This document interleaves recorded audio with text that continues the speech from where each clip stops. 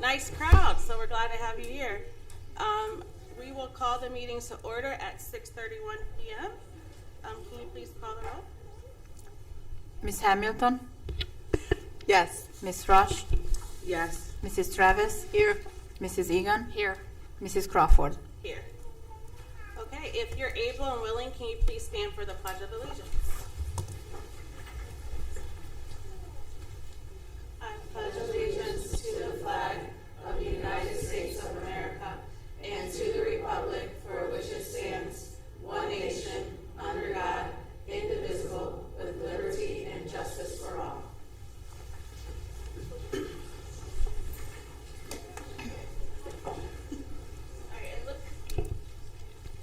Thank you. We do have a change with the agenda, just to correct an error on the agenda. For section, for item number 9, J9, exhibit the resolution, there's in a section at the bottom where it says J6. It should just be a correction to J9, so I just wanted to note that. Do I have approval? So moved. Thank you. Second. Thank you. Any discussion? Mrs. Egan? Yes. Mrs. Travis? Yes. Ms. Hamilton? Yes. Ms. Rush? Yes. Ms. Crawford? Yes. All right, and that passes 5-0. All right, so good evening and welcome to all of our families, students, and community members. Thank you for being here tonight with us. Today is Earth Day, so it's a reminder that even the small things that we do can make a big impact. It is a great opportunity to talk to our students about responsibility, stewardship, and taking pride in the world around us. Tonight, we are excited to recognize our Students of the Month, which most of you are here for. So congratulations to each of you. We are proud of your hard work, your character, and the way you represent our schools. I also want to take a moment to recognize that today is Administrative Professionals Day. So to all of our administrative assistants across the district, we want to thank you. You are the backbone of our buildings. You keep things running with our supporting our staff and caring for our students and families in ways that often go unseen, so we truly appreciate you for that. I do want to spend a few minutes talking about the Earned Income Tax Levy that will be on the ballot.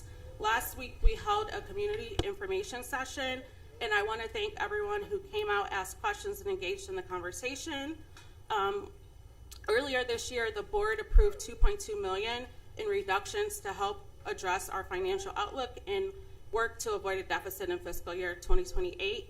Even with those reductions, our current projections still show deficits in fiscal years 29 and 30, and that is why this 1.25% earned income tax levy is on the ballot. It's important to be clear about what this tax is and what it's not. The levy applies only to earned income, such as wages and salaries. It does not apply to Social Security, pensions, retirement income, interest, dividends, or capital gains. Our schools matter, and the strength of our school district is directly tied to the strength of our community. It impacts our property values, our ability to attract families, and the opportunities we provide to our students. Everyone in this community chose to be here for a reason, or chose to stay for a reason, and I ask you to think about what is your why. I also want to briefly address something that has been circulating in the community. There have been claims about the district spending $60,000 on a guest speaker. Just so you know, that is not accurate information. There was a past expense related to communications and marketing contract with Allison Hill, which has since been eliminated as of last year. So if you do have any questions or concerns, I do encourage you to reach out to directly to the board via email, the superintendent, or our treasurer. We can provide you with that accurate information.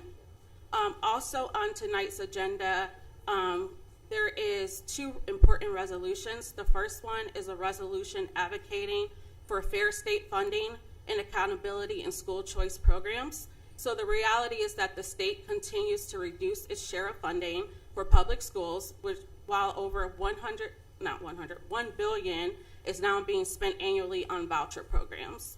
Out of 660 school districts across Ohio, only 55 are not projected to be in fiscal watch, caution, or emergency by fiscal year 2029. So this is just not a Twinsburg issue, it's a statewide issue, and we need you, our community, to advocate with us. So reach out to our legislators and help us make our voices heard. The second resolution on tonight's agenda is about the expenditure reduction plan and next steps tied to the levy outcome. So if the levy does not pass, the board will move forward with implementing additional reductions immediately to address the financial deficit. If it does pass, the board is directing the administration team to eliminate pay-to-participate fees for athletic and student activity fees beginning in the 26-27 school year. This includes music, clubs, and sports. The reason for this recommendation is simple. If families are contributing to the earned income tax levy, we want to lessen the financial burden on families so they're not paying both the tax and the participation fees. As a board, we do not want to keep coming back to the community asking for more money. We also understand that regardless of the outcome of this levy, adjustments will need to continue. We are continuing to find ways to reduce costs while protecting the classroom experience as much as possible. We also recognize that we will have a new superintendent start next school year, and so some of those decisions are important that we make in partnership with that leadership. We also want to share, I also want to share personally as a board member, every member up here on the board is a parent. We currently have children in the school district. I have a child at the high school, the middle school, and at Bissell Elementary School. So these decisions also impact our families as well. And so before I do close out, I just want to highlight some of the great things that are coming up. Prom is May 1st, so we're excited for our seniors. That'll be at the Hilton in Twinsburg this year, so that's exciting. And then after prom, we'll be at Roll House, so we're excited for our seniors for that experience. Tomorrow, the high school will have a fine arts festival in the THS Commons from 6:30 to 8:30, so if you're able to come, we will appreciate that support. RBC Chamberlain Middle School is having their Charlotte's Web play this weekend, so it's always great to see them and what they're doing, so if you're able to support that, please do. There are a lot of things happening. There is choir concerts, there's orchestra concerts, band concerts, so if you can make it out, please do. Dodge next week has their achievement night, and then this Saturday at the Twinsburg Public Library, they are having a free event for all the families. So they're having a free miniature golf event, so it's a great time for you to come out and spend some time in the community. And then lastly, our sports, we are always having events. Tonight was track, so with whether it's softball, baseball, whatever spring sport, if you're able to support our students, we greatly appreciate that. So much is happening. We just want to thank you for your support, and that concludes my report.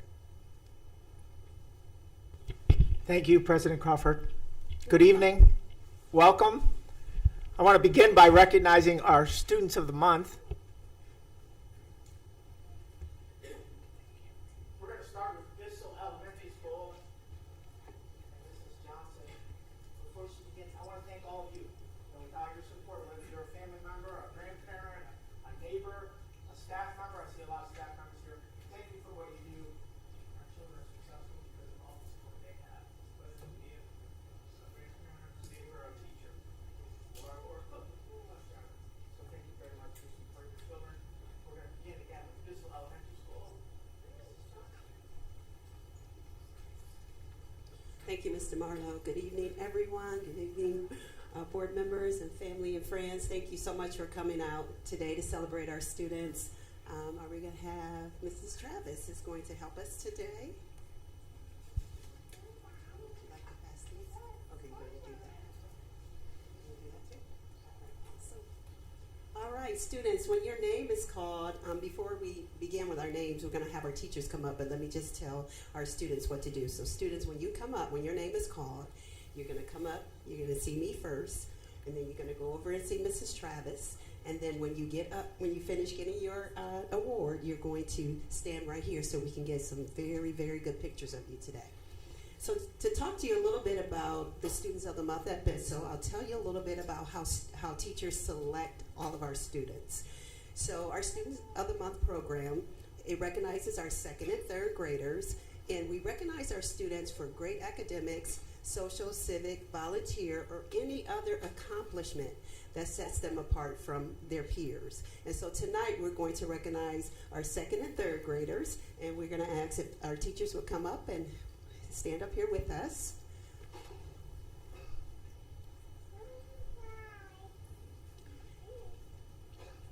And teachers, if you could stay up for second and third grade, that would be great. So our first student of the month is Luca Capriati.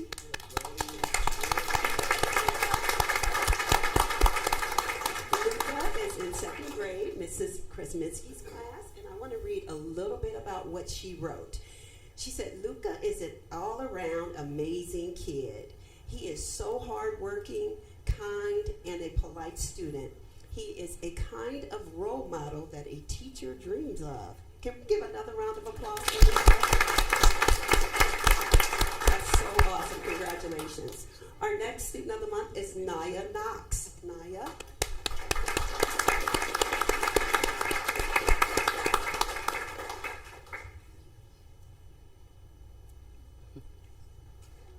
So Naya was nominated by Mrs. Kresminski as another. She's another second grader, and it says Naya is as sweet as they come. She is so kind to her peers, always polite and extremely respectful. Naya started off very timid and reserved, but throughout the years she has blossomed into a confident learner who shares wonderful ideas. Congratulations, Naya.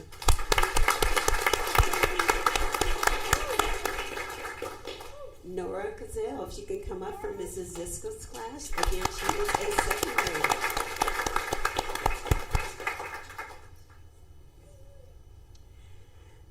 Nora comes to school every day ready to learn with a positive attitude.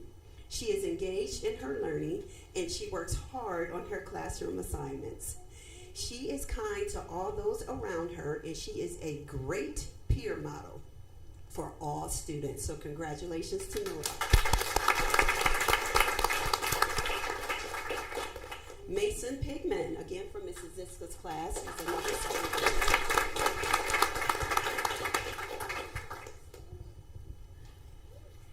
Mason is a respectful and hardworking young man. He loves learning, he stays focused on his assignments, and he is up for the challenge. He is dependable, and he is always willing to help out in the classroom.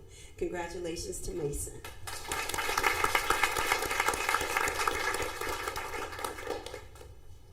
And these are our second grade students of the month for this month. So parents, if you don't mind getting a picture right now, I'll keep talking, but you can certainly come up and get a picture. So what I want to share with you before we go into our third graders, what I would like to share with you is that usually we have pizza with the principal on Friday, but because some of our second grade classes are going on a field trip, we're going to do it tomorrow. And I did tell the students this so they do know that tomorrow we will do our pizza lunch together, and we're excited about that. In addition, I want to thank all of our families because this past week I sent out the information about the Cavs video. And so Tuesday, we all dressed in Cavs, and the students were so excited, and we actually did a video, and it's a very cool video. I'm going to send it to you, but we're waiting to see if we win first. But the video is so awesome, and I'm so proud of our students and staff for coming together at the last minute, putting that Cavs video together. And if we win, what will happen is we'll get a pep rally from the Cavs, the dance teams will come out, the mascot will come out, and we will also get $1,500 in scholastic funds. Nice. So hopefully we win, and we'll let you all know. So once again, congratulations to our second graders. Great job.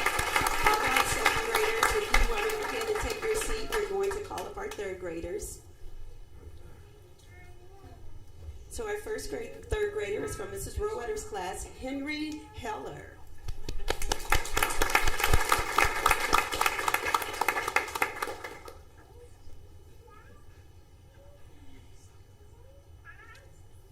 And it says, Henry is nominated When completing his classwork, he consistently uses his personal best effort on a daily basis. He completes work with quality in mind. He is a good friend to others, and he is helpful in our classroom. Henry is self-motivated, and he is a very responsible student. Congratulations to Henry.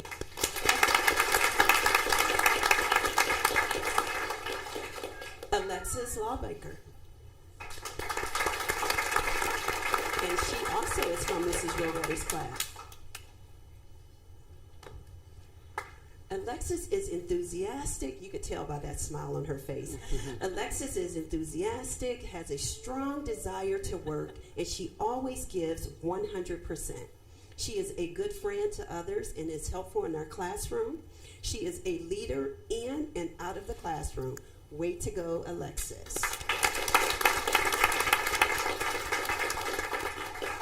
Nora Sarver from Mrs. Watson's class. She is sparkle and ready. Nora comes to school with such a positive attitude each and every day. She is kind to her fellow classmates and is a student who always ensures that others are included. Nora's materials are always organized, and she's quick to jump in and help a friend who might need an extra hand. One thing that stands out to me, which would be Mrs. Watson, about Nora is her drive to do well. Congratulations, Nora.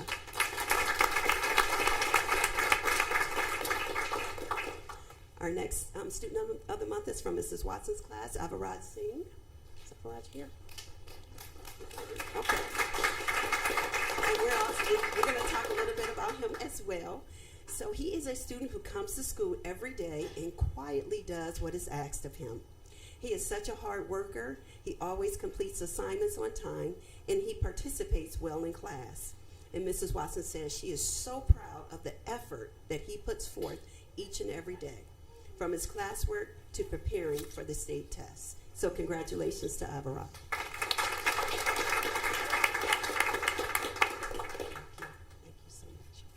And one last round of applause for our third graders. And peers at this time, if you want to come up and take pictures.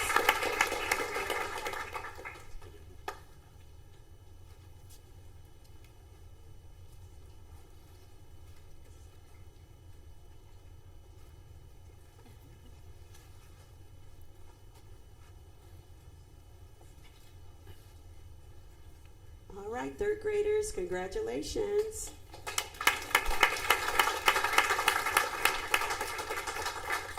All right, third graders, yep, congratulations, great job. So, all right, Mr. Beaumont. Okay, and Bristol students at this time, we are dismissed, and we can meet out in the hallway to take pictures, Bristol students and Mr. Beaumont from RBC. We'll give some time for the stage changeover here.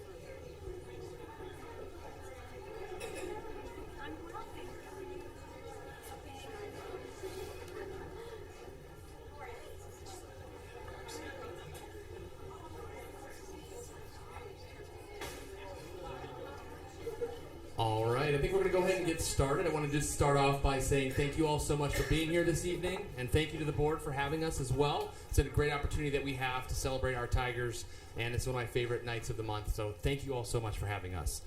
The R.B. Chamberlain Middle School Students of the Month, they received this honor. They're recognized for meeting all 6 of the criteria listed below.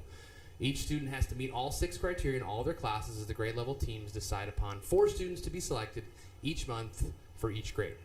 Those criteria are showing respect and consideration for others, showing enthusiasm for academic and extracurricular activities, exerting a positive influence on classmates, exhibiting leadership characteristics, exhibiting patriotism and democratic principles, and showing responsibility, being punctual, having their assignments done, making sure that they're doing the right thing every single day. So we're really proud to announce we have our 7th and 8th grade students of the month this month. We'll start off by announcing our 7th grade students of the month, and I'll read the little blurb that came from each of their teams.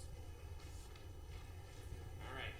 Students, when you get announced, if you could come up, get your certificate, get your pin. You can stay on stage because I'm going to tell you this right now, even though you're middle school, your parents don't want pictures, so please make sure that you stay up here. All right, our first student of the month for 7th grade is Eliana Sorik. Eliana is an engaged learner and active participant in class. She shows kindness towards each of her classmates every single day and an abundance of respect for her teachers. Thank you and congratulations, Eliana. All right, our second 7th grade student of the month is William Derlak.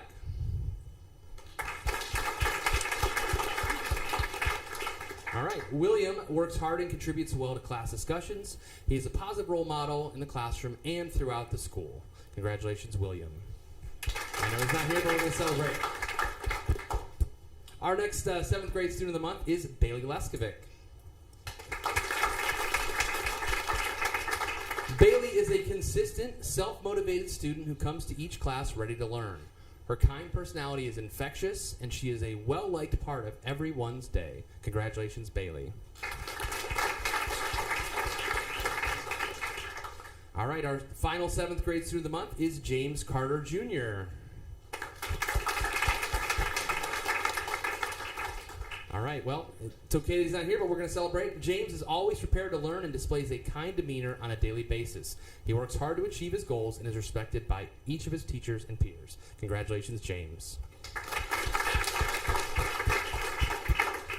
We're going to bring our 8th grade students up as well. We'll take those pictures together. So we'll start out with our first 8th grade student of the month, Presley Grant. Don't make the embarrassed faces. We're excited for you. The blue team has selected Presley for Student of the Month. Presley can be seen consistently showing kindness and a strong work ethic. She's incredibly sweet, gets along well with peers and adults, and always puts forth her best effort. Presley can be counted on to follow through and get things done no matter the task. Her positive attitude and influence make her a great role model for her peers. Way to go, Presley.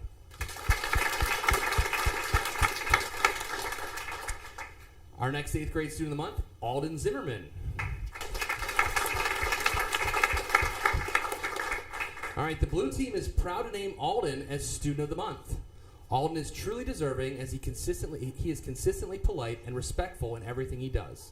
He leads by example, setting a positive tone for his peers, both in and out of the classroom. Alden is smart and talented, and he is also actively involved in the school community. His strong character and well-rounded achievements make him a valued member of our RBC family. Congratulations, Alden. All right, our next 8th grade student of the month, Maya Avery.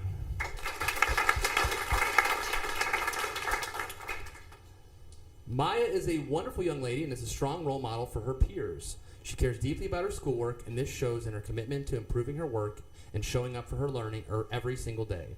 She remarkably balances schoolwork with athletics and never complains about either one. Maya is always ready to help a classmate or a teacher and is such a joy to be around. That came from Mrs. Copen. Congratulations, Maya. And our final 8th grade student of the month, Jacob Otto.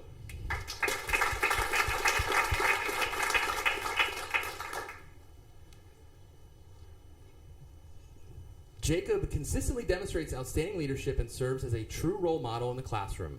He is always willing to help his peers, creating a supportive and positive learning environment for everyone.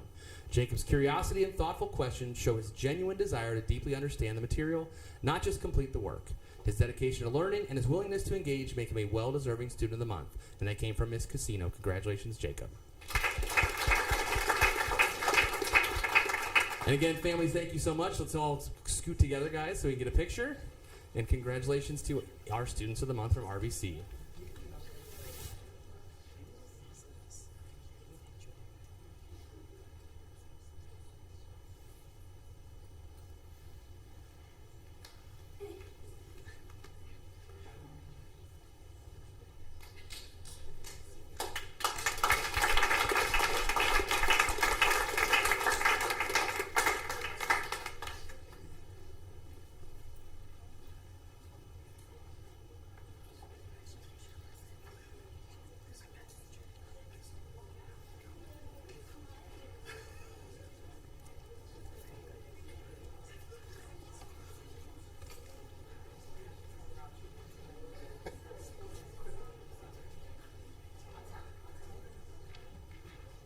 Good evening, everyone. I'm Emily Hunt. I am the principal at Twinsburg High School. Thank you so much for coming out to support our lovely students.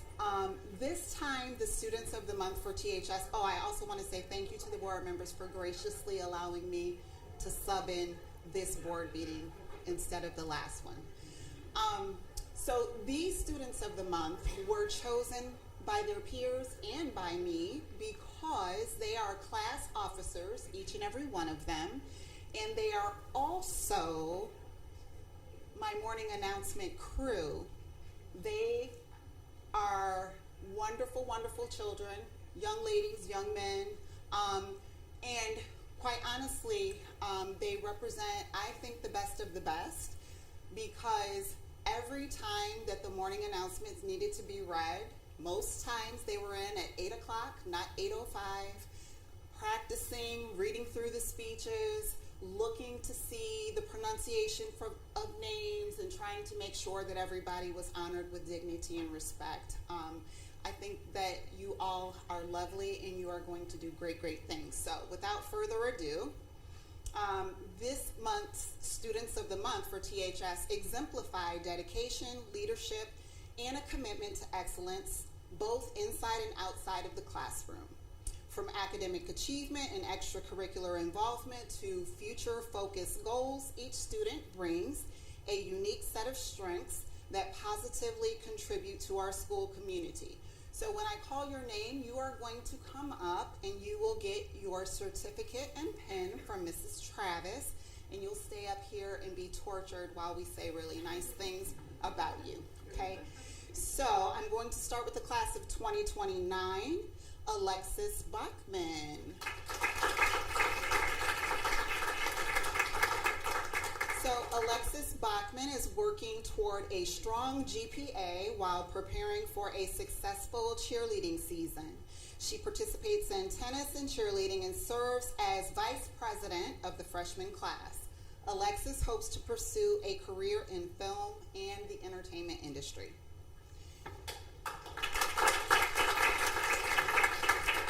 Next up is Brinley Martinez.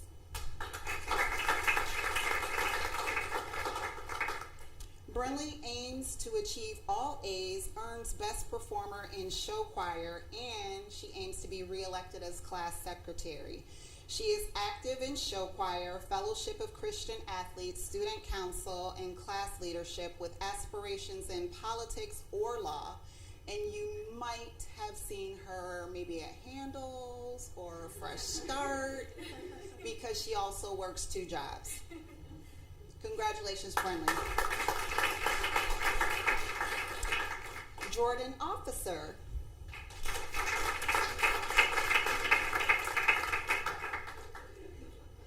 Jordan also is focusing on finishing freshman year strong while balancing academics and experiences. She enjoys time with peers and increasing her volunteer involvement.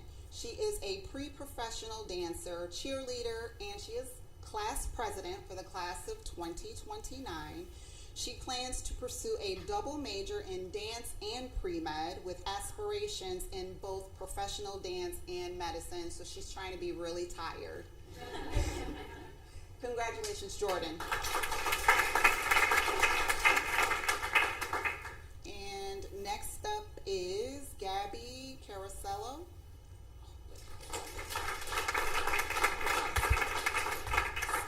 Gabby is striving to earn 4s or higher on her AP exams coming up in a week or so.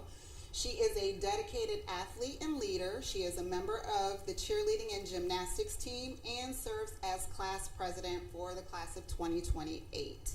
Gabby hopes to continue cheerleading at the collegiate level. So congratulations, Gabby.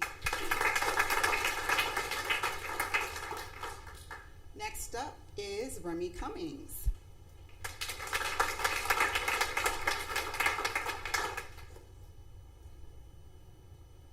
Remy is focused on finishing the year strong with all A's while preparing also for her AP exams. As Vice President of the sophomore class and Secretary of Key Club, Remy is also actively involved in Art Club, Buds Club, and Youth Serve, and she has plans on attending college. So congratulations, Remy.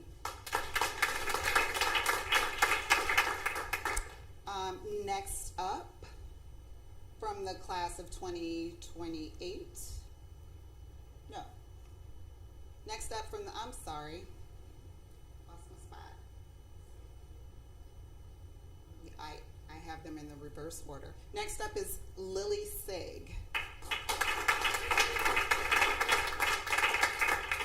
Lily Sig, class of 2028 and class secretary, is focused on personal growth, including improving time management, me too, Lily, increasing volunteer work, and reaching milestones like earning her driver's license.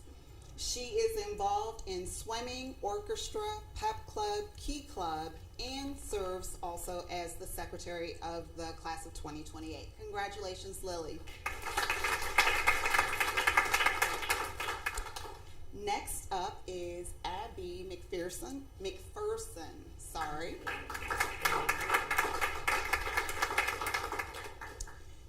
Abby is the class secretary for the class of 2027, is dedicated to maintaining straight A's and feeling confident in her AP exam preparation. She is involved in varsity tennis, piano, key club, and student council with plans to attend college. Congratulations, Abby. Next up is Olivia Prevette.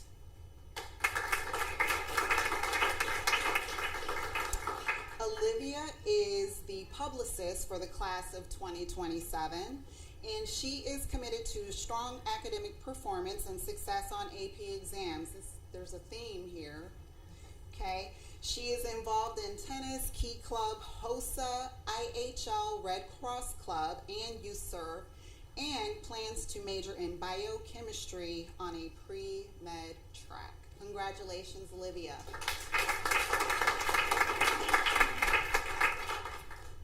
Next up is Alexis Weber.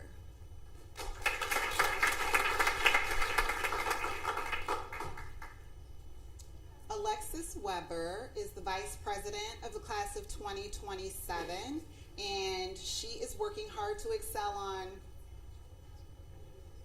AP exams and in all classes. She is highly involved as a swimmer and member of Key Club, Youth Serve, Tutoring Club, ASL Club, National Honor Society, and again, she serves as a class vice president.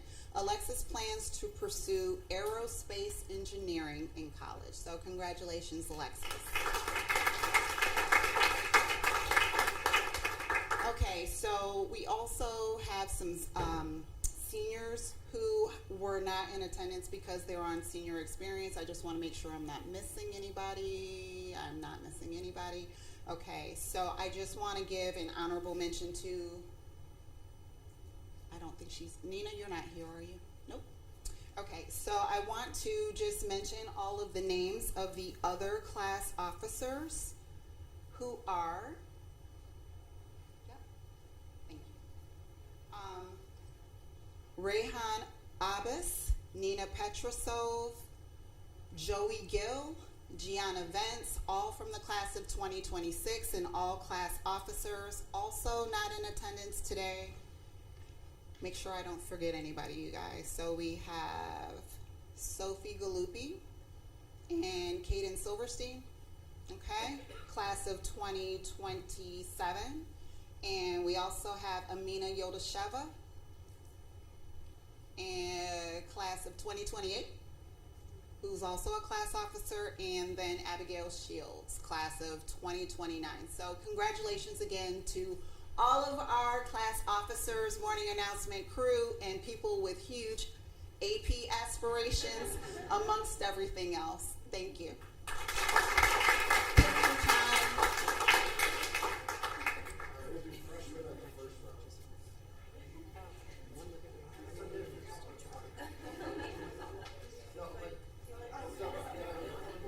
Sophomores and juniors move over.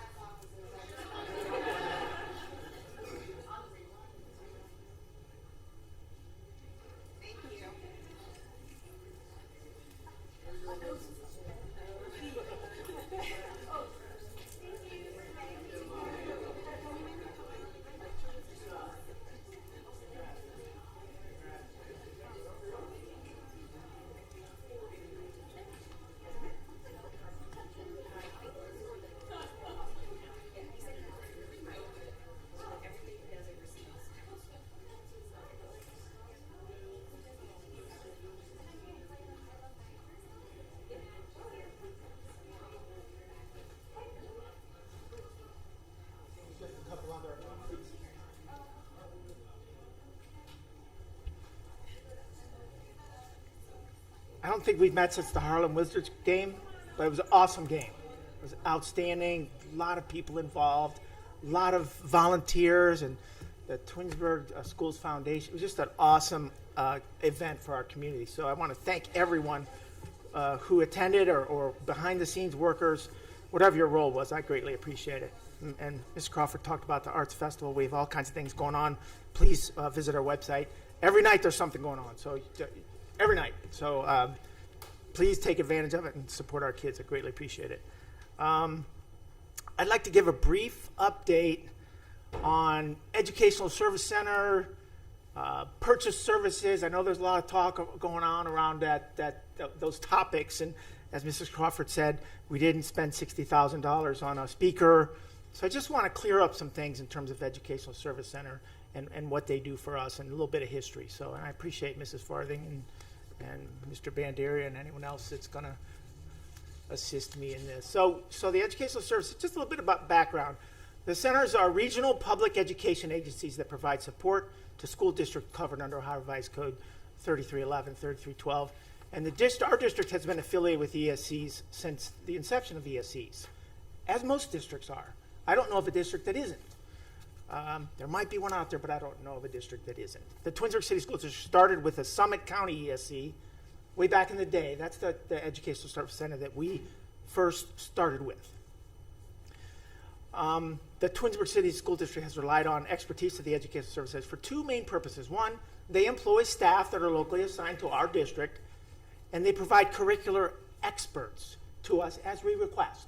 And I'll get into that a little bit. But they have curriculum experts that we rely on when we need some services. In 2001, the Twinsburg City School District collaborated with the Summit County ESC to hire a local education-assigned LEA gifted coordinator. In lieu of us having our own gifted full-time coordinator, we collaborated with the ESC to hire a part-time gifted coordinator. In 2002, the Twinsburg City School District started using Summit ESC to hire LEA technology staff members. And I'll get into that, a little bit about that, but we do hire technology staff members through the ESC. And I told myself I was going to pause. I get too fast, so I told myself I was going to pause in case anyone else had any comments. Consultants from the ESC were retained at a daily rate to facilitate curricular adoptions. The associated expenditures were sourced from city-county subsidy funds or available grant funding. We get city-county subsidy funds that we utilize to provide these services, or grant funding. Effective with the 25-26 academic year, the Twinsburg City School District transitioned to the Cuyahoga County Educational Service Center. The entity now recognizes the ESC of Northeastern Ohio.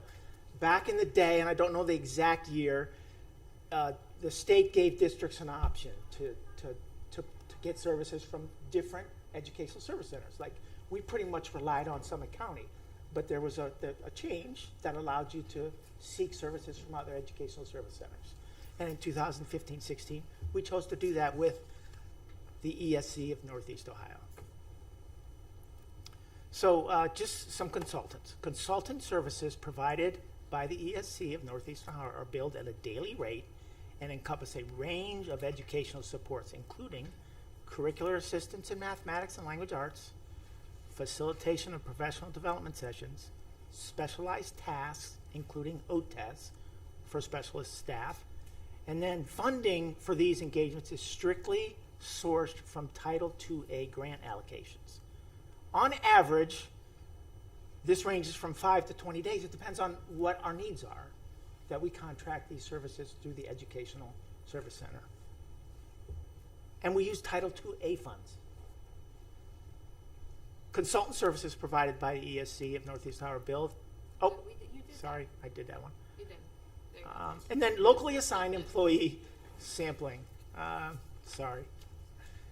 You can see in 2013 we had tech staff 3, safety and security 2, gifted coordinator 1, and then 15, 16, 6, 2 and 1, and then in 25, 26 this current year we have 5 locally assigned technology staff personnel, 4 safety and security, and 1 gifted coordinator who is a part-time gifted coordinator.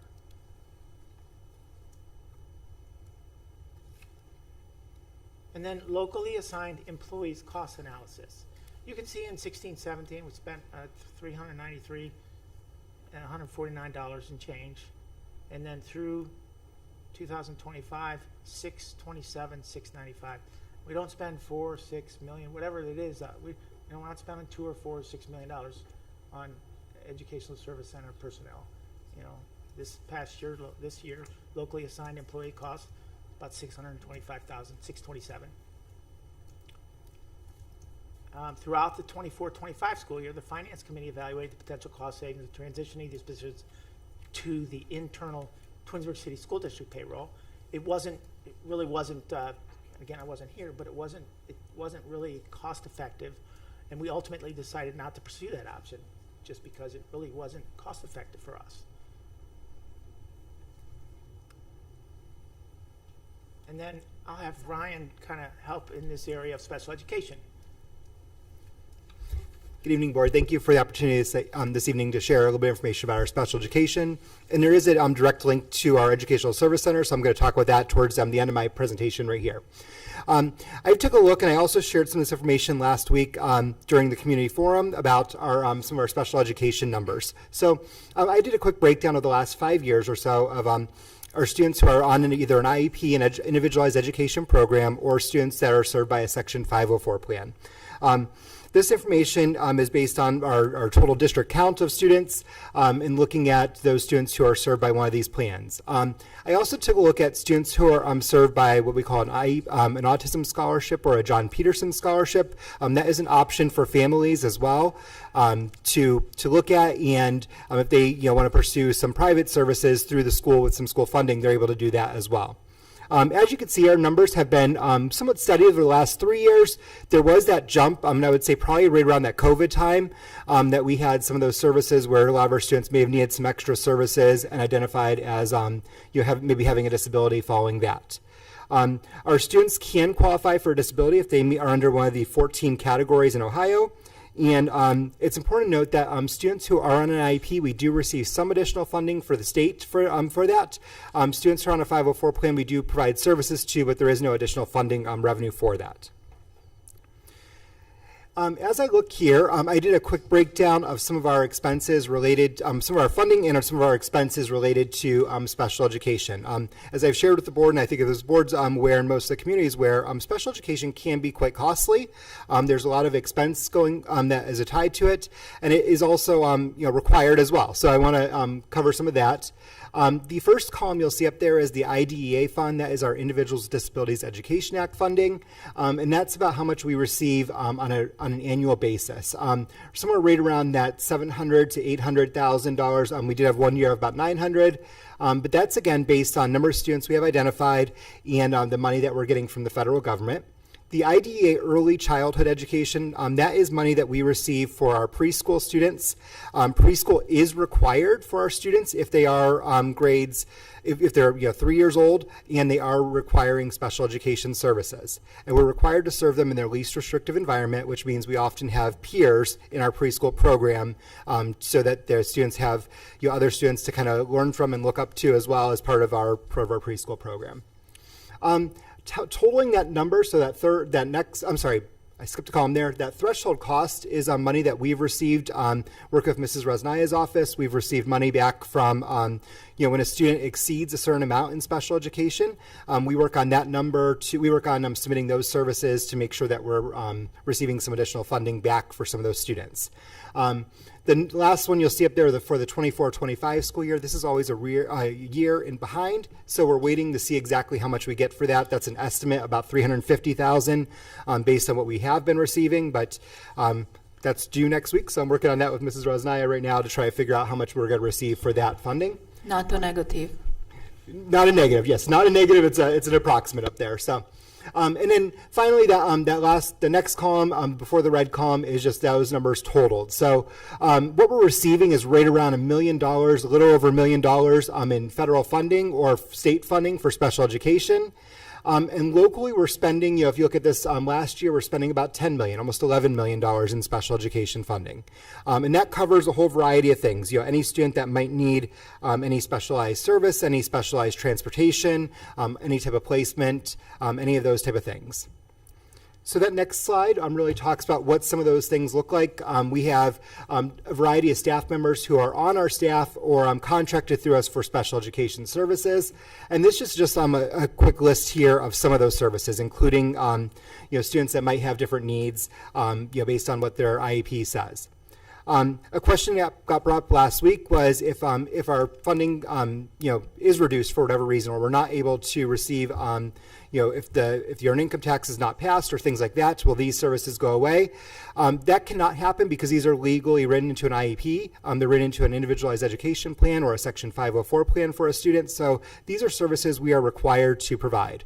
And I say this for any student that really moves into our district. If they move into one of our multiple communities here, we're required to provide these services pretty much from age 3 all the way up to potentially age 22 years old. For our students. So these are required services that we have to provide. So Educational Service Center, they are a benefit to special education because there are often students that move into our district or who are identified as having a need that cannot necessarily be met by some of the staff members we have present. So an example of this may be we have very few students, but we have a few students that do have a visual impairment, a significant visual impairment.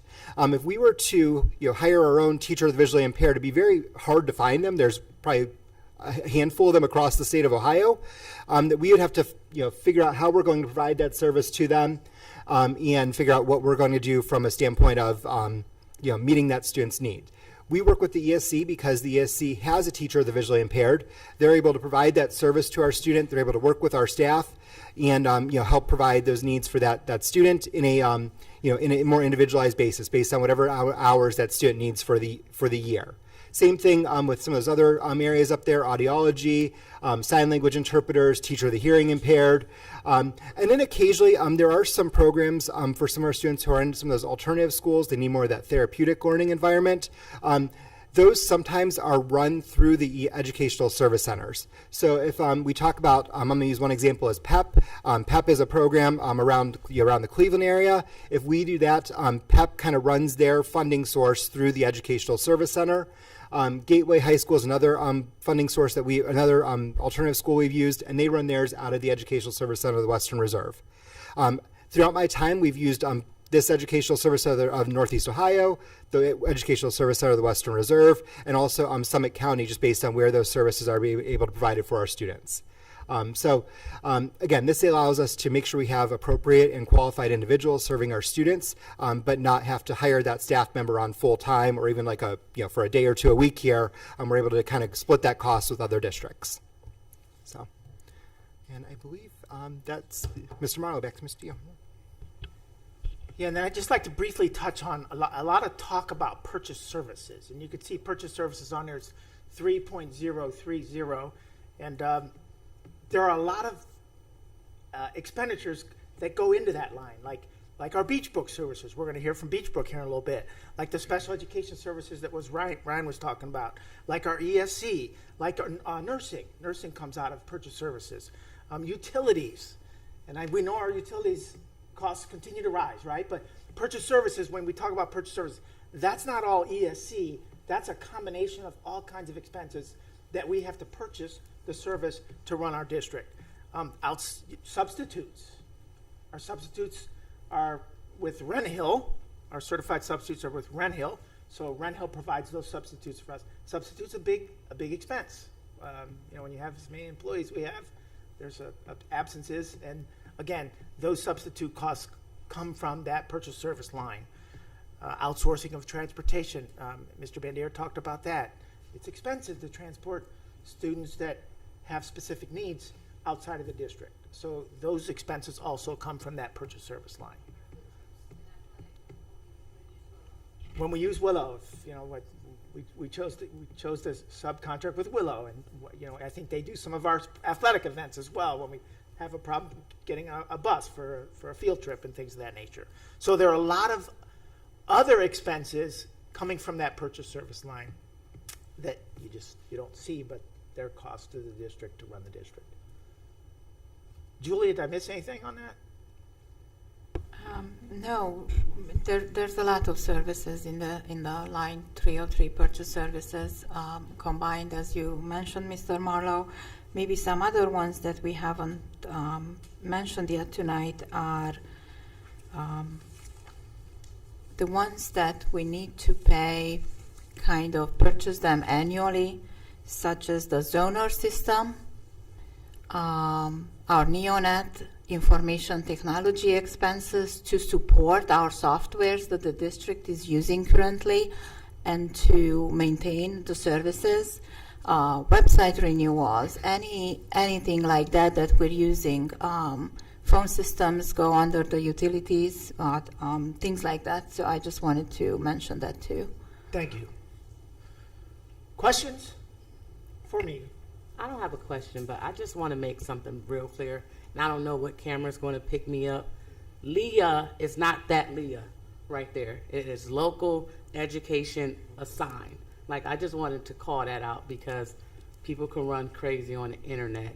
But it's not that Leah we're talking about. It's local education assigned. Y'all can hold me to that, and everybody up here. That's all I wanted to say. I just wanted to call it out. Because even though it was in a slide, it will get said. Not that Leah. Everybody heard me? Okay. Thank you. Any other questions? Thank you very much. Yes, my report, yes. Okay. Thank you. Thank you you. so much. All right, we do have a couple of committee reports. Do you want to go first? Sure, I can go first. We have the Buildings and Grounds Subcommittee meeting last week, and Matt will talk about this here in a little bit, but just to update the community, as of May 11th, our football stadium will officially be closed as we do renovations. They're going to be painting the field house, cosmetic construction. They're going to be pressure washing bleachers. They're going to get a brand new field and the track. So just to let the community know that starting May 11th through the end of through the end of July, that will be off limits as they're doing construction and upgrading the stadium. So that's exciting. There's some other things that are happening as far as patch roofing this summer will be happening. They'll be doing some paving and striping, and they're waiting on some RFQs and RFPs to get the prices for that. Our baseball and softball fields are getting a facelift with the brick dirt, and the mounds will be updated, and our scoreboards should be installed here shortly. We're excited for that, for those upgrades for those teams. Some additional summer activities regarding the boiler agreement will start a fresh start with that particular update. They're working on a priority list as to what they need to start with first. And I think that's about it. If there's anything else, Matt, that I might have missed, or Rhonda, I think that's. There you go. There you go. I'll let you go into more detail later. But yes, so that's what we had for our committee, our building and grounds report this week. So we also had a curriculum meeting this past week, and I'll cover part of it, and Beth will cover the rest of it. But we are going to be purchasing a new math program for grades K through 6. Very excited. It is time that the math curriculum changes and makes life a little more exciting and interesting for students to deal with math. It's not just memorization, it's what do you do with it, why do you have it, what are you going to do with it, and where does it fit. So this program we're very excited about. It's called Amplified Desmos Math. It's on our agenda here tonight. Just as a quick overview, because again, Mrs. Egan's going to present some of the other ones. A lot of work that curriculum does comes from Ed Reports. So there is a national report agency that vets all of the different kinds of curriculum programs that are out there. And again, with the state's mandates for certain programs to be put in your classrooms, you want to go the Ed Report as a district and pick the reports that have the most green, accept it. Liked, professional, all the for adjectives and adverbs you can think of that go in there, but that is what our district does, and this particular math program was very high in the Ed Report, so I'm very pleased with that. And what other one am I doing? The summer reading. Oh no, I'm doing physics. I get to do, not that I have a clue about anything about it, but we are also adapting a new AP physics textbook for our district, and that's about all I'm going to say. It's a new physics AP textbook because the presentation was way over Mrs. Travis's head, but it meets all of the criteria. It matches up very well with the AP exam as it's changing and growing, and I believe just from the presentation from the teacher, we are far more in line now for those students to be successful if that's the career path or that course is needed for their career path. It was quite impressive.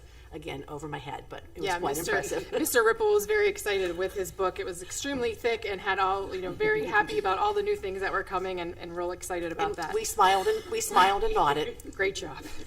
In addition to the math, Mrs. Wilson from our physical education did a presentation. We're excited to, and they'll be talking about that later as well.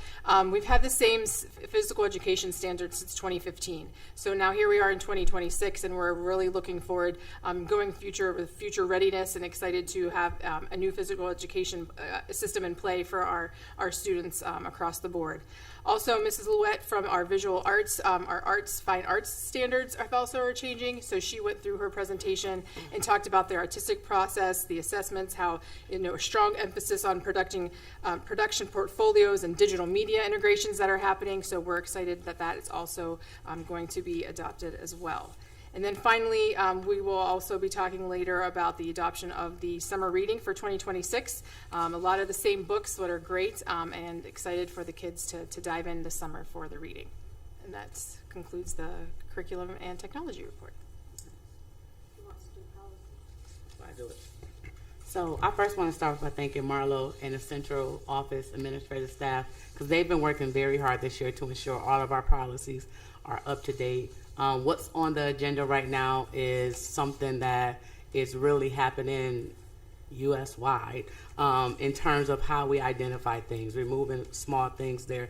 But Marlo, kudos to you and your team for working to get 14 policies down to 4 to ensure that they all align from that standpoint. But again, it has to deal with non-discrimination from all aspects of our school district, as well as ADA enhancement that we have and we have to put in our policies. Again, thank you to Marlo and the central office staff. And I think we have a couple more that we have to get through, but it's a lot with the policy. But thank you, Marlo and central office staff. That's it. We did have a finance committee meeting that I don't think we updated yet from last month. That meeting was basically a presentation from Mr. Marlowe and Ms. Rosnai about the earned income levy. So they went over that information and the reduction plan because a lot of members hadn't seen that information yet. So that was explained to that committee, as well as the fact sheet that went out through the district. And then just more of their role with everything. And then there was just some discussion items for committee members who had questions about things. So we covered like the energy bill, utilities, and just ways of, they were looking at ways that they can, like the student planner cost, that was a item that was brought up, like if people are really utilizing, is that something that we can look at? So there were some questions that the committee brought up that we started to look at, purchasing cars, energy bills, student placement, and we didn't get through anything else because it became a long meeting. So that's all I had for that. Did want to say the equity opportunity meeting committee met yesterday. Really excited about that committee. We have a lot of engaged students on that committee, and right now they're really looking at, we're breaking things up into groups. Like, so there is a opportunities group, there is a belonging group, and there is a access group. And so we're looking at ways that basically each group is tasked to kind of look at, what do you think are opportunities that our school district has? What are different things that you can look at we can provide more access to our students and staff? What are the different things that, how we can make sure that our staff and students feel like they belong? And so the purpose of that is to kind of start feeling for, like, what are the top priorities we can look at, and kind of get that data to support that, and then start to figure out how we can solve for that. So We've done a lot of like starting to get to know each other so we can feel comfortable in the group, and watching different videos and just understanding how to move forward as a process. So Nairi Wilkerson and Naomi Sig, they're doing an excellent job leading it, and we're excited for what's to come. That's all I had for committee reports, so we can now turn it back over for the administrative reports. Thank you. Thank you, Mrs. Farley. She's going to begin.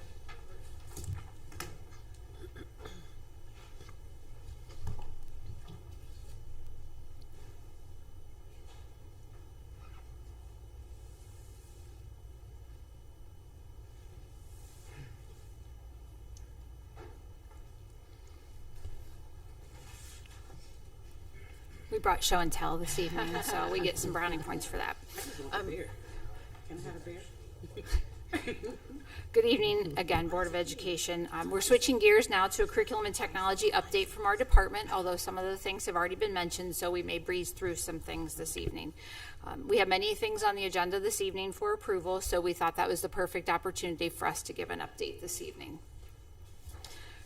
As you know, everything we do fits within the strategic plan, so we just wanted to give a quick little shout out that we're focused on teaching and learning this evening.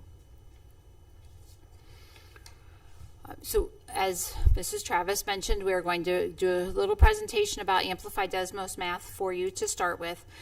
The Twinsburg Math Committee conducted a rigorous, data-driven evaluation process resulting in the selection of Amplified Desmos Math for the K-6 math curriculum.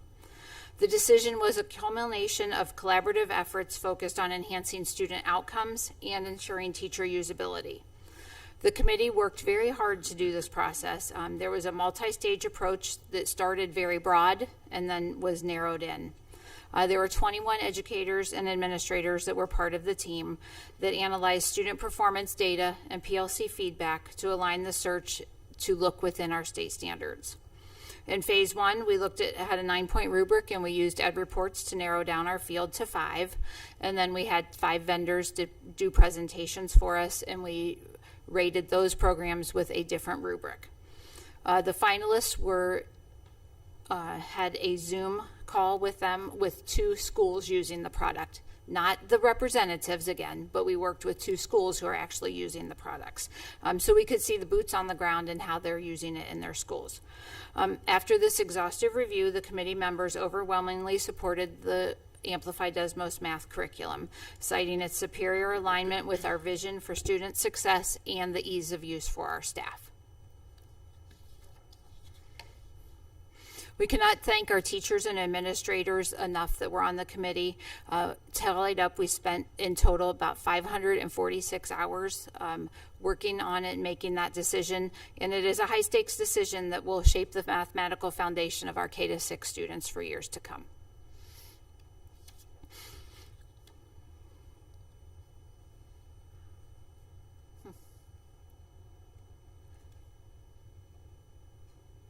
I don't know if that's out of order. That's okay. All right. All right, so Ed Reports, as we talked about, Ed Reports is a national, independent, research, educator-led nonprofit organization that looks at reviews of instructional materials. So they're non-biased, so they're out there and they create this for us, and they confirm that it is aligned to college and career readiness and that it has academic rigor and quality. So our tool that we have been using for years had a little bit of yellow in it, so we were looking for something that was all green, and Ed Reports came out as all green for us in Amplified Desmos Math. I think I missed a slide, but there it is, our why. And the why is that we are looking for an integrated program that is going to be problem-based. And this will have a unified digital platform for us, and we're not just teaching the students to do math. Like when we talk about this, we sometimes use like the terminology sage on the stage, and the teachers are just giving the students information, and it's very rote. But right now what we're looking for is something that's going to teach our students to think mathematically, and this transition is going to allow us that our students are going to be engaged and that they're going to be set up for a lifetime of success. And now I'd like to bring up Mrs. Mariola. You're good to click? I am good. Okay, thank you. start there. Good evening, Board of Education. I'm going to attempt to capture what we did at the curriculum and technology meeting to give you an overview within the next 5 minutes. So we'll do the show and tell as well. So in addition to earning all green ratings from Ed Reports, Amplify was selected by the committee for its ability to be data-driven and provide resources that meet the needs of every single student. The show and tell portion of this shows you all the resources. There's a plethora of resources for students and teachers, and basically almost everything that you see in a print format also comes digitally, so teachers can plan from anywhere. Students can also access the online platform from anywhere. And then one of the elements that we really, really liked was the student workbooks. There are 2 of these for every grade level, and they're colorful and engaging, and there's lots of room and space for students to write their work as they go. So that was a big deal for our committee members as well. Do you want us to give you those, or you'll look at them later? No, you're good for us to keep going? Okay. All right. Thank you. This slide shows you kind of the 30,000 foot view of the entire program, so the structure for it. You'll see here that, and part of the theme of this program is the real-time data that we're able to acquire to be able to make our next instructional moves. So from the standpoint of the entire course, teachers will provide students with 3 different assessments. There's a beginning of the year benchmark, a midpoint benchmark, and an end of the year. And those are approximately 30 minutes in length, so they're not too long and too tedious for students to take. And then throughout each unit, the secondary part of this slide is that the lessons, you'll see 15 lessons, those little bullet points at the bottom. So 5 of them are what are considered, in this case, a subunit. And every lesson, so day 1, lesson 1, at the end of that, there's a formative quick check, so it's just a show what you know kind of assessment, takes about 5 minutes, and then that feedback drives the next instructional steps, and I'll show you really quick. In the teacher workbook, you'll see, and I have a slide for this, but you'll see right from the rip after each lesson that we can differentiate in 3 tiers, so we can meet the needs of all of our learners very quickly, and the resources are all outlined for us in this teacher edition. This slide shows a day in the life, so the routine and what this might look like for a lesson. You have a warm-up, a lesson activity, and then you have that show what you know component of things. The K-1 curriculum has room for centers, and there's designated time for that, and then practice and differentiation, that happens, it's dependent on the lessons and the grade level and so on and so forth. The big takeaway from this curriculum is that, as Mrs. Farthing pointed out, there is lots of opportunity for students to get that direct instruction as a whole group, but then they're off in pairing, they got independent learning, and they're moving in small groups, all within 1 lesson time period, so that's huge for us. Here's the support, strengthen, and stretch. This is that differentiation piece that happens at the end of every lesson. Another huge component of ADM, which is Amplified Desmos Math, is what's called Boost. This is our digital platform. It's adaptive and personalized, so as a student works through it, it's adapting based on the responses that the student provides within the digital platform. And this is tremendously important for our Tier 2 and Tier 3 students as we're trying to intervene, and also it has the ability to enrich as well. A key component is the connection with families. Each unit has a set of family materials and a guide that can go home that shares key concepts and vocabulary with our families. There's practice.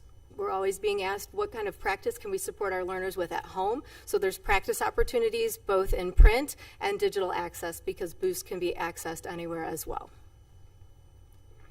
We want to give another special shout out to our committee members, because it was comprised of, as Mrs. Farthing mentioned, district admin, we had gen ed teachers, special ed teachers, math coaches, so we had a well-rounded group, and this program emerged as top-notch. So we wanted to just pause right here to ask if you had any questions specifically about Amplified Desmos Math before we move on to the rest of the presentation. So I have a question. Sure. In terms of training or rollout, how does that look for like our staff from that standpoint? And is there anything that parents can get over the summer to help them get ready for this, or do we need to prepare parents for this from that standpoint? Let's start with the teachers. Okay. So we will start training. The product is built a K-5 platform and then a 6 through Algebra 2 platform. So we are starting with training grade 6 teachers in May. We are also starting some work on Monday with some mapping.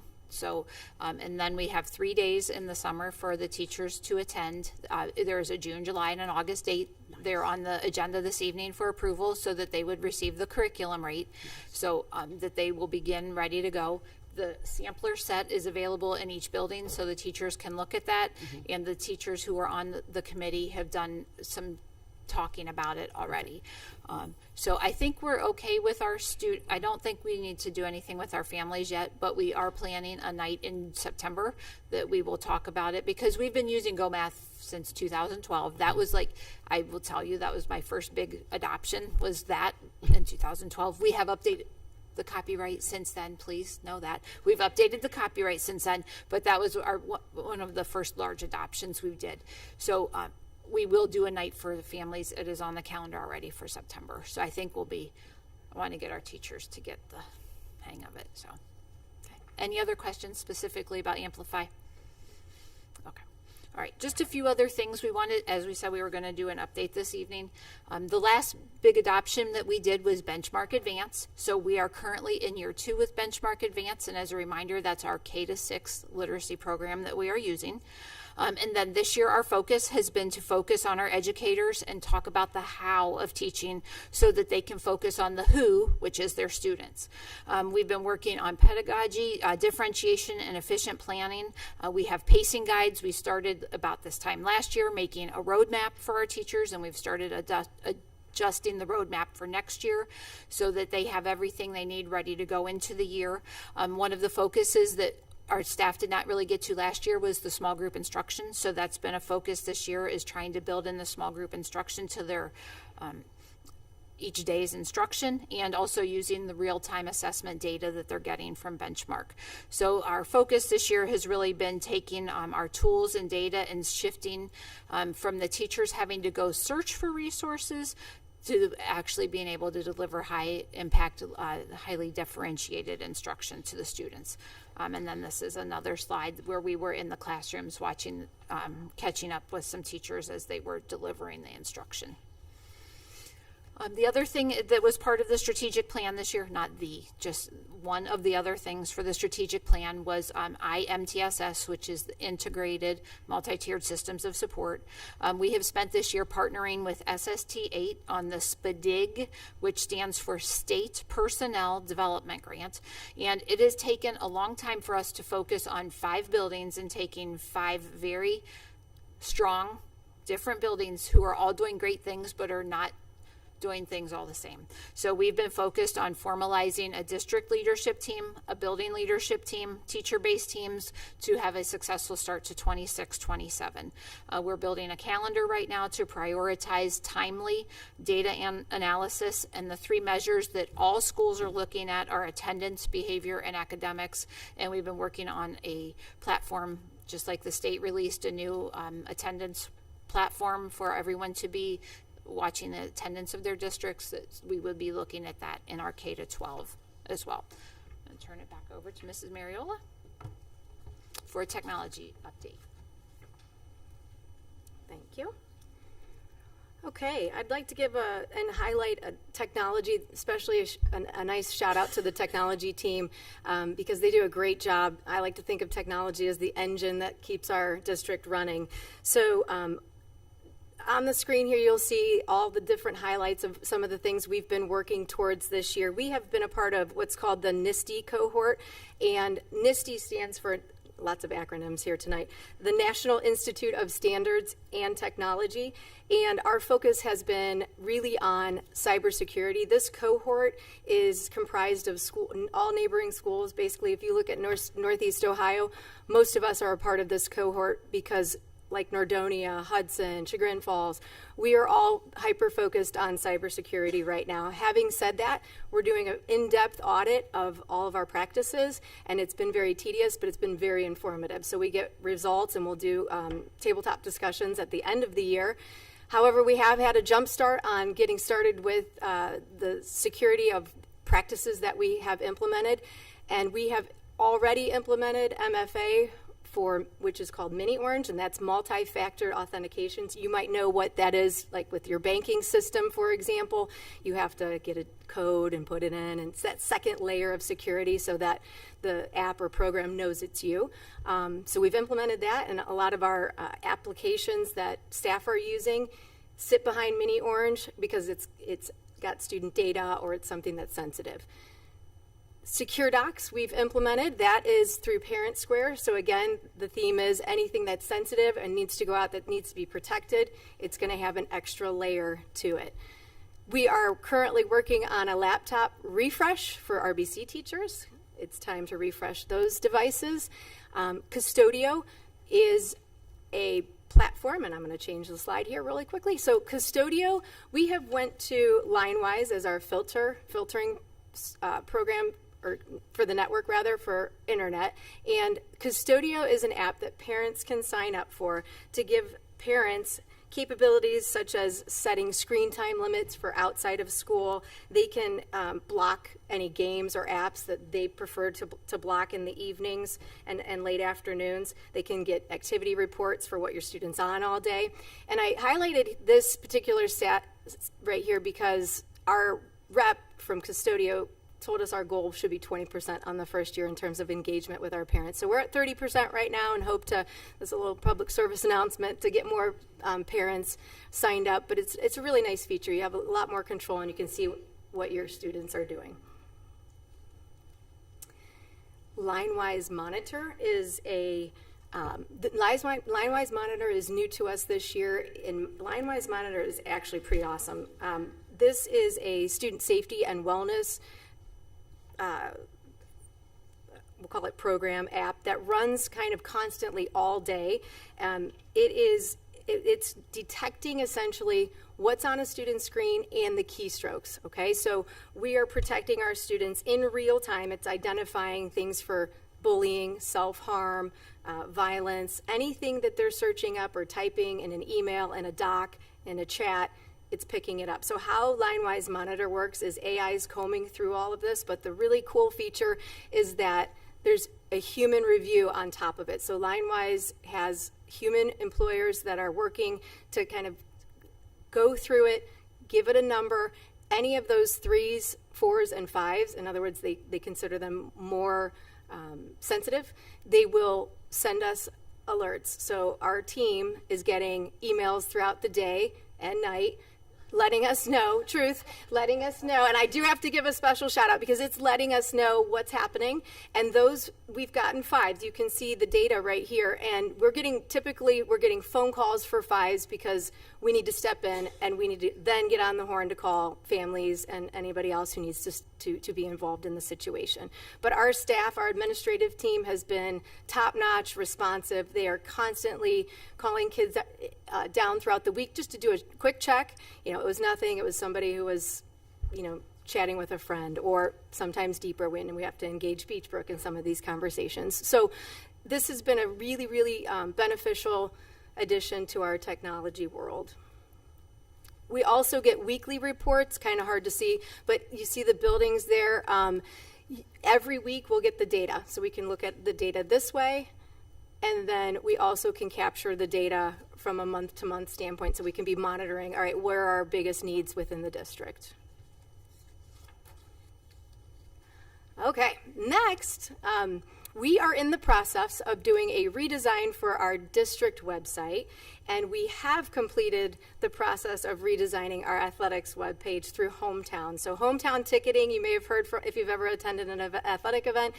Hometown is where we were able to update for free our athletics website, and we've gotten great feedback from our families and community members in that the schedule's built in right there. You can purchase your tickets right there on the website. So that's been really fun and neat to move forward to. And then in progress is this redesign for our district website. And I wanted to highlight our drone club because they will be starting the process of getting drone footage to be able to place on our new website. So we will do some aerial view of our campuses. We'll get to do a tour maybe of inside the buildings. We're trying to get them out to the art festival for it will be for students on Friday and tomorrow night for the community members, but to get that footage and then now upload that to our new website. We will do a soft launch of the website on June 15th, get some feedback, and then do a launch for everyone on July 1st. So that's our goal there. Additionally, we are in the process of updating wireless access points and switch upgrades at RBC and Tiger Stadium. We tonight want to discuss with you doing George G. Dodge Intermediate School, and the really cool part of this project, of all of them, is that we're using E-rate funds, which is federally supported. It's subsidized, so we will get 50% from federal funds and the other 50% from permanent improvement funds. So it does not come from general funds. These have to be in place for 5 years or more. I'm going to let Mrs. Farthing talk to you about AI. And as we've discussed previously, we have a district-wide AI committee. This group of educators has been working hand in hand with the technology department for investigating AI in the Twinsburg City School District. As such, the committee reviewed and made suggestions for the AI policy, which was board approved earlier in 2026. And additionally, at our last committee meeting, we brought on some students from the high school, and we were able to hear their perspectives on AI. And a lot of you probably would think they're all in, and they're not necessarily all in with AI. So a lot of things about intellectual property and creation of art. So it was very interesting to hear their perspectives. And to wrap us up this evening, we have Mr. Popovich, who's going to talk about a few other items. Ready?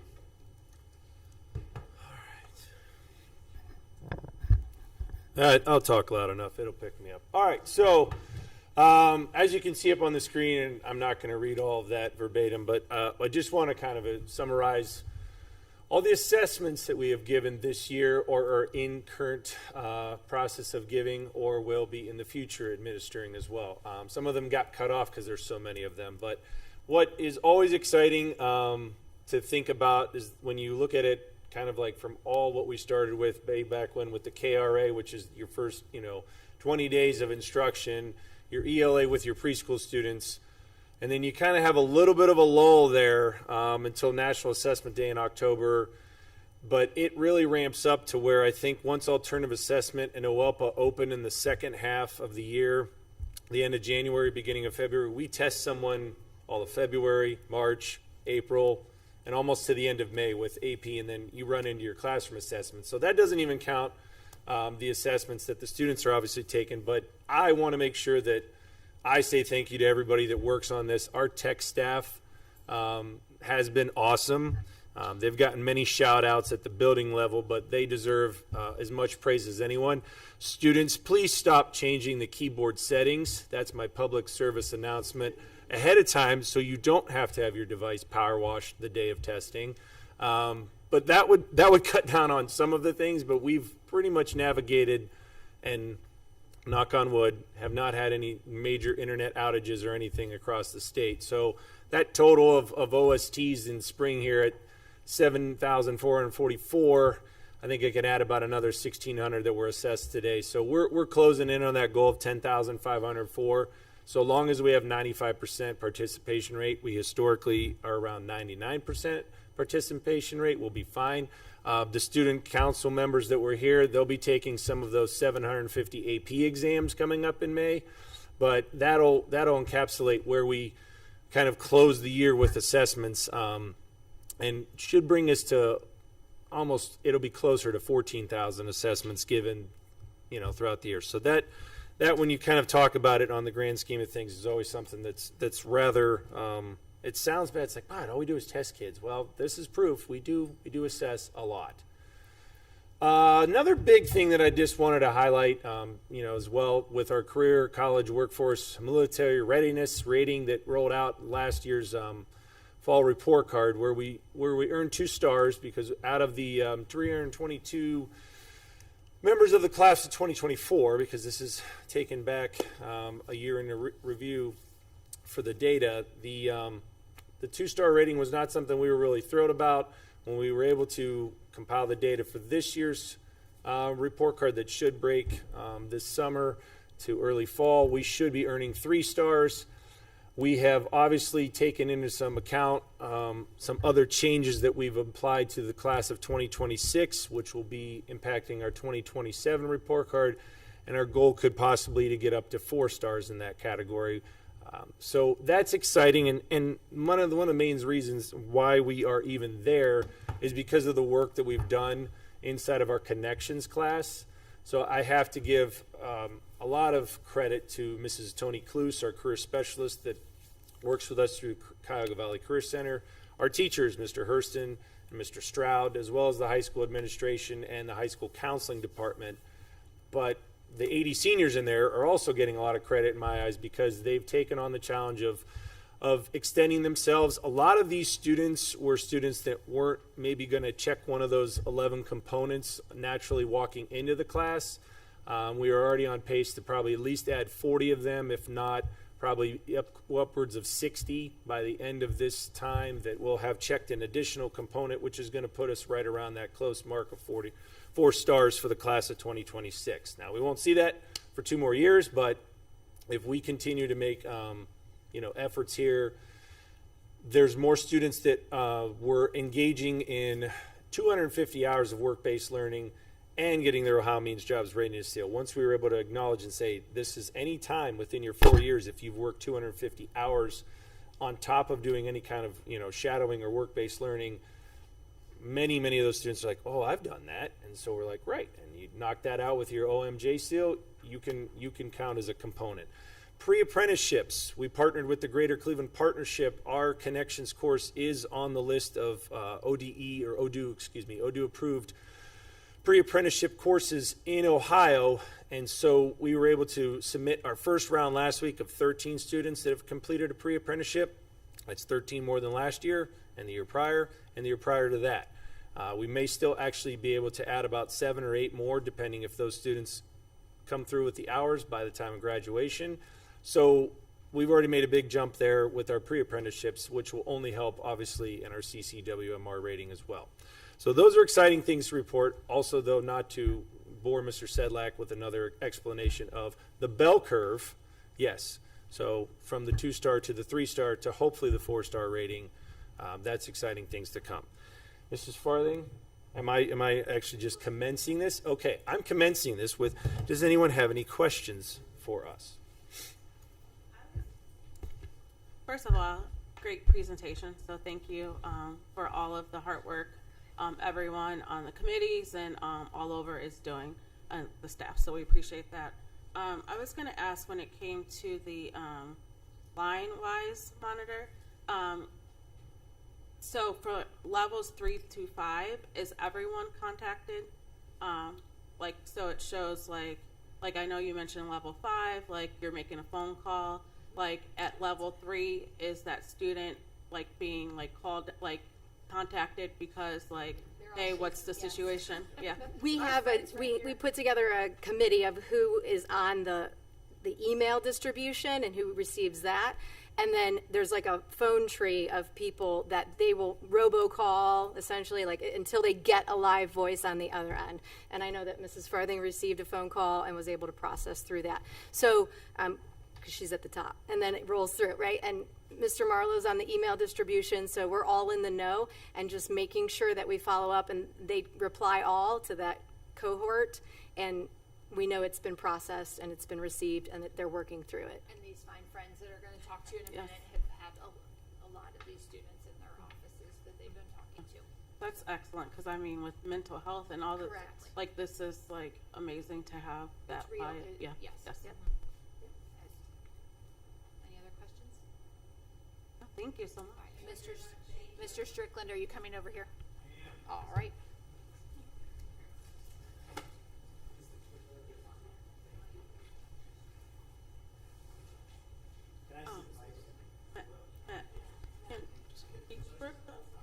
What's it?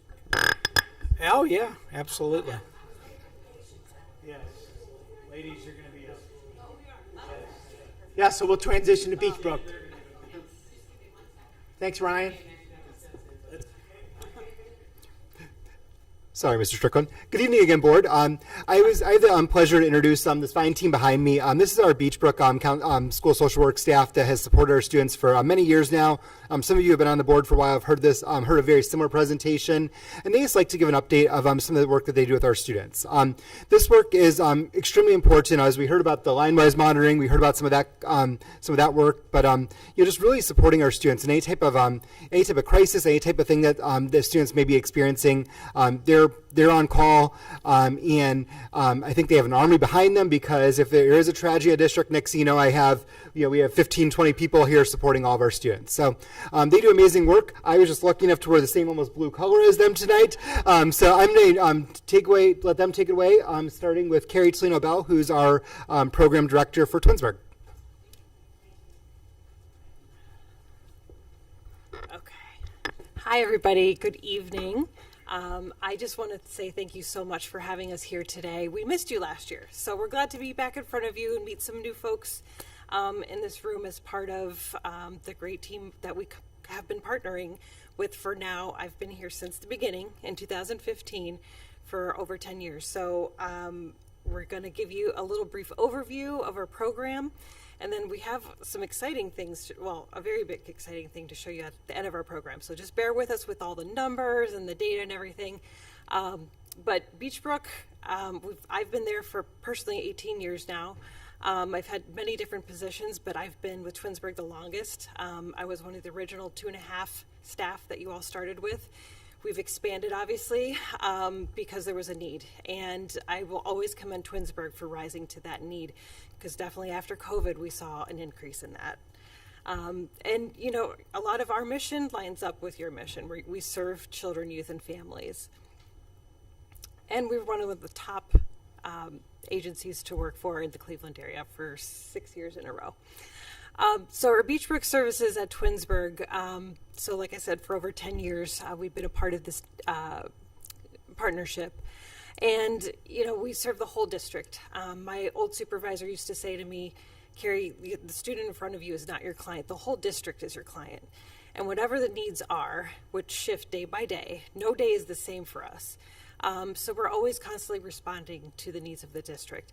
And believe it or not, Beechbrook is coming up on their 175th anniversary next year. So we are the oldest agency in the greater Cleveland area. So I'm going to introduce my lovely staff that I work with and I have the pleasure to supervise. So this is one of our pictures at the beginning of the year when we had so much energy and we're just ready to go. First of all, I'd like to introduce Christine Hott. So she has also been with the program for 5, 6 years now, something like that, maybe 10. Yeah, she was at Chardon before she came with us, so we stole her. She also works at Wilcox and Bissell, and as you can see, she has children in her district, so it's kind of a cool thing that she gets to see her 2 girls from time to time in her buildings. And then next we have Miss Julia Bressler. You might have seen her recently when she came to talk to you about her girls group with Dodge. She's also been with us 3-4 years now. Okay, anniversary. And then, and Dodge only. And then next we have Miss Melody Fields. So she's been with us this past year from RBC. And a little over a year now, I would say, right? Yeah, we kind of had to flip-flop her around to, make sure we had all full building coverage and what made sense for the needs of the district. And then coming back up to the high school, so there's 2 of us at the high school, so not only do I supervise the program, but I also work with our students. Miss Leah Withy has also been at the school district with me for 4 years, and I believe the senior class right now is the 9th graders that she started with. And so she's really gotten to, for the first time, see everybody kind of come through a lot of growth. And then also, in addition, she works at Camp Wise in the summertime. So she has a lot of experience with kids in all kinds of different capacities. And then, of course, myself, also at the high school. So I work with grades currently, mostly 10th and 11th grade, and then Leo works with 12th and 9th grade for the most part. I got a few stragglers, and she grabs me whenever I'm out. She's there. We kind of piggyback off of each other. So a little bit about what we do. And I think this is important because Twinsburg has always created this program based on what they needed, not necessarily what anybody else had, but what they needed. So we provide assessment support for students. Mainly it's a one-to-one basis. Most of our students kind of just set up appointments with us, or we have a schedule that we keep where we're able to respond to a student. So maybe they need once a week, maybe they need twice, maybe they only need once in a month check-ins. It just depends. So that's mostly, I would say, 90% of our time. But sometimes we're giving some family support. You know, things happen. Families fall behind on their bills. Maybe a house fire happened. We're connecting them with resources within the community. Sometimes we are doing small group interventions, so that's kind of a good way to kill many birds with one stone. So if we identify based at the beginning of the year, okay, we've got a lot of students that are struggling with grief, or we have a lot of students struggling with anxiety, making friends, those kind of skill-based things, we can put them all together in a group and we can teach them those skills a couple weeks later, and then we do another group.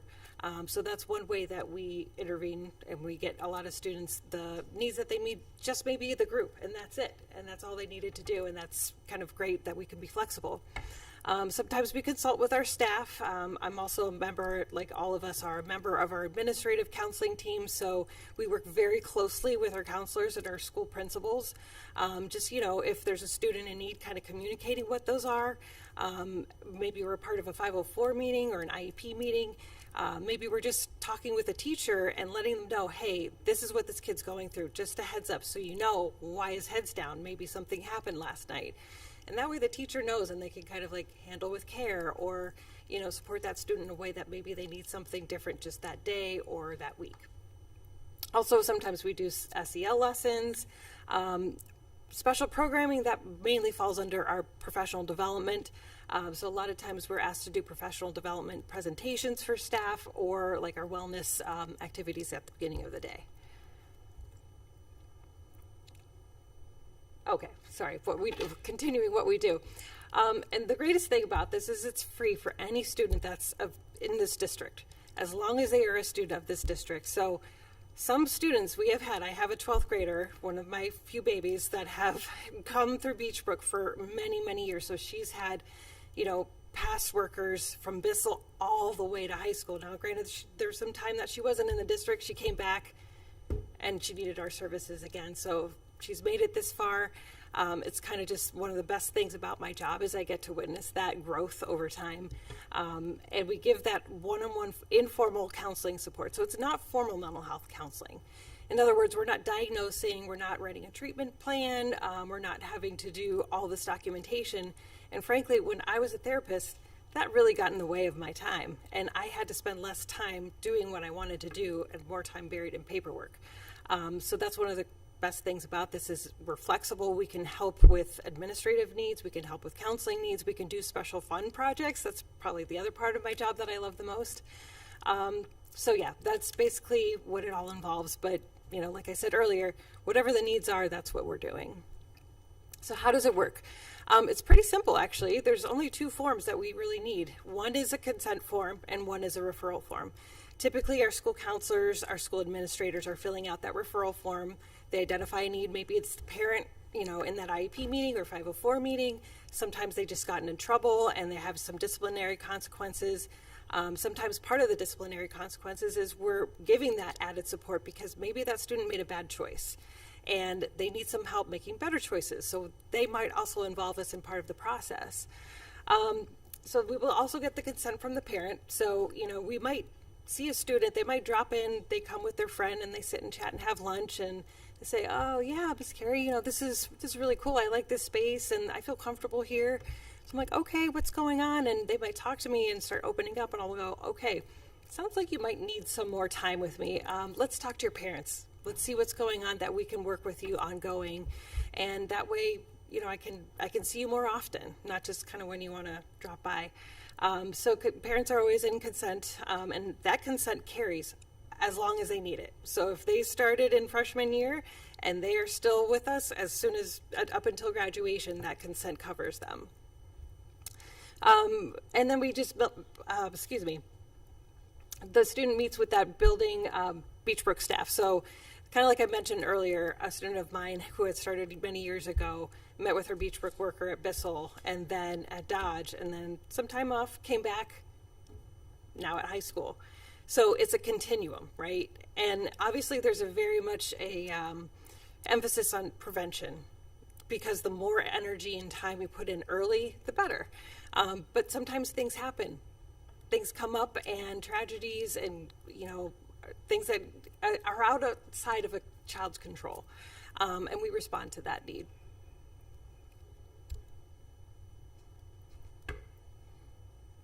Why is this important? Kind of like I was talking about, from the beginning to the end. So Christine was kind enough to get this picture done in a very short notice.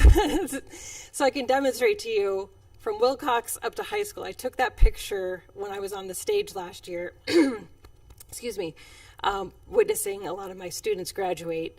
And just being a part of that process is so amazing. And watching the students cross that stage, I know that it's so much more than just about academics that they've overcome. And just getting to applaud that and see their faces that they finally made it. And then, send them on their way into the world. And, the more intervention they have sooner, the better, so that they can go out in our community and be great citizens. So here are some key reasons to keep social workers in a school. We provide that mental health support, number one, like we talked about with those line-wise reports. Sometimes we catch students that are maybe typing some kind of cryptic thing in a line-wise and, using a 3 as an E, or, this line-wise is smart and it picks it up. And we talk to those students that are like, I didn't know you would know what I'm talking about. I'm like, oh, we do. And yeah, so we're going to sort this out and figure this out. What's really going on? You can't say that without us responding and making sure you're okay, because we care about you. So we're, first and foremost, safety is number one. We're also improving academic outcomes, because if a student is struggling with anxiety and he can't focus, he's not going to be able to take a math test. He's not going to be able to do an English essay. So if we can get our kids calm and regulated, they can go back to class and do whatever they need to do. We're bridging that gap between home, school, and the community. We're talking with teachers. We're talking with school counselors. We're talking with the parents. Maybe we're a part of a community event. No matter what, we're kind of like that glue in the middle.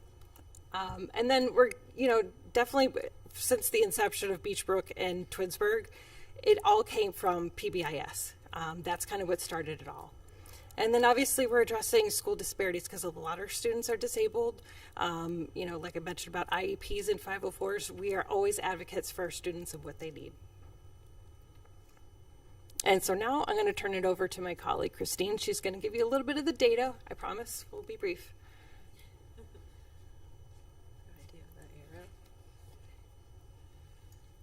Click the arrow. All right. Oops. All right, I'm going to talk about some of the numbers for this school year.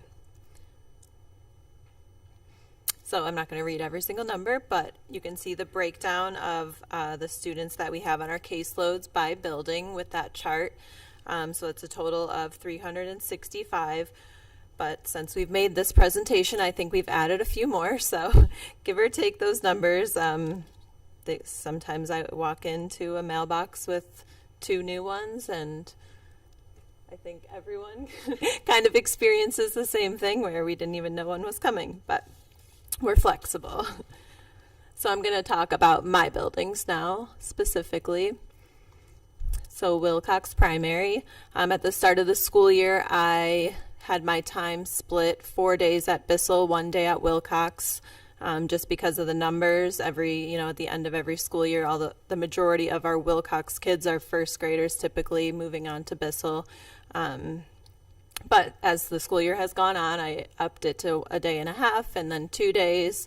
And then because of how busy I already was at Bissell, had to kind of come to a point where I was like, okay, we need to slow down on the referrals, because I am only one person going back and forth between buildings. So you'll see from this slide to the next slide, I have a lot more involvement in Bissell and more things. One, because I had been just permanently kind of at just that building, and over time have been able to support in different ways. But at the Wilcox building, I do have my caseload, and then I support and am an active member of our MTSS SEL meetings, where we meet every other week to kind of talk about those tier 2, tier 3 level kids and anyone that might be on the radar coming as a new referral.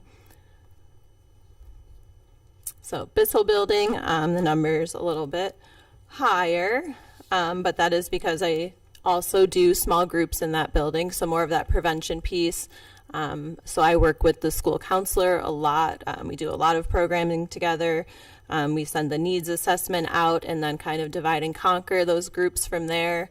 So she takes a couple. I always take one too many than I should because I feel crazy, but I really do feel passionately about groups and that prevention. It's one of my favorite things to do. I wish I had more time to do more groups, but just to give you an idea, in the fall I did a friendship group, a conflict resolution group, and a self-esteem group, and then we'll have separate second and third grade groups. And then this spring I have two, a sea of friendship, tried to make it a fun theme this time for my second and third grade students, and then a stress management group for those students as well. So you can see the breakdown of 23 students in the fall, 26 in the spring, in addition to the one-on-one students.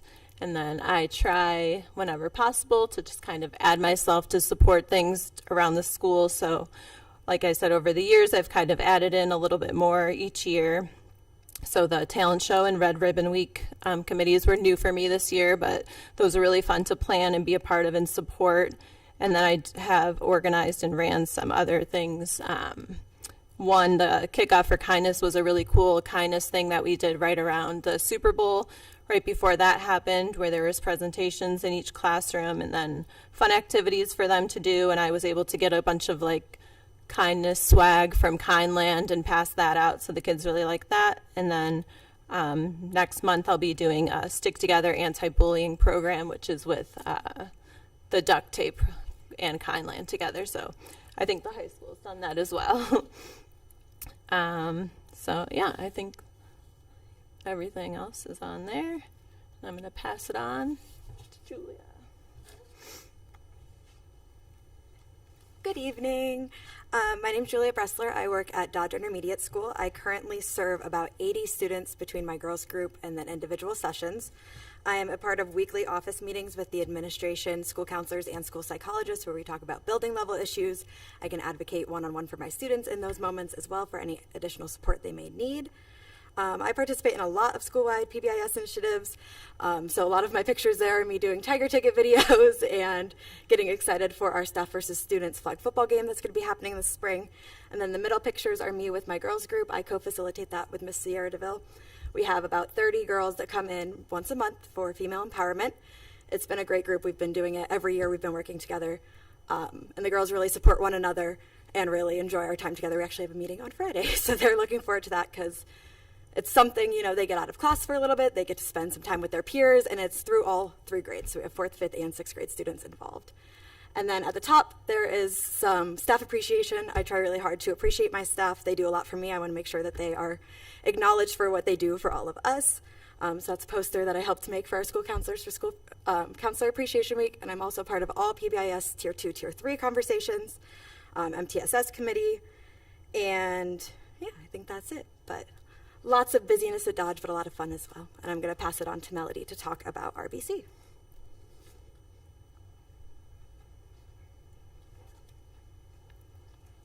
Hi, I'm Melody Fields, and I've been with the agency for a year on April 7th, and so I've enjoyed being here.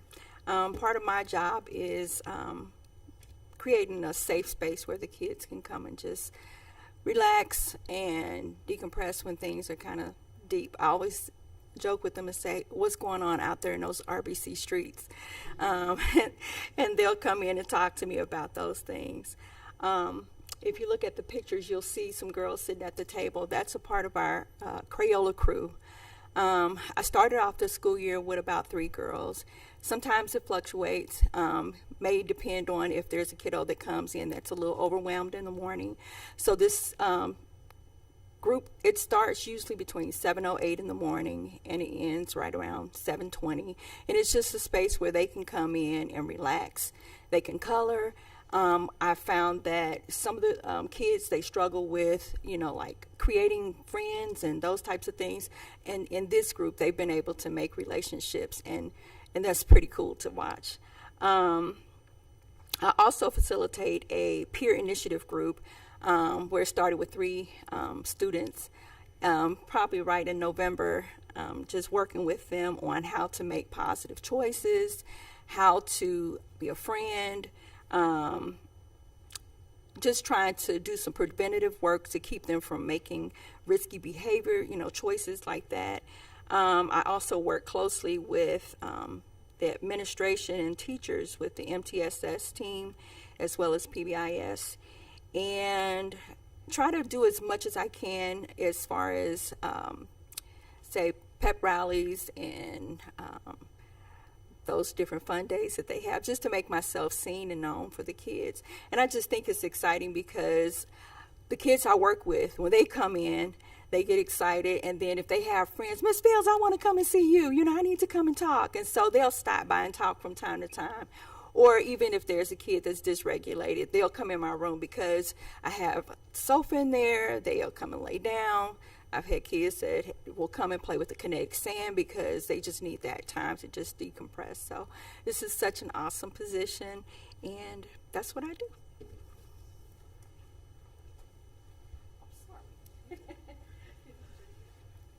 Hi, I'm Leah. I'm the other social worker at the high school, and like Carrie said, I have the 9th graders and the 12th graders, so big difference, but it's a lot of fun.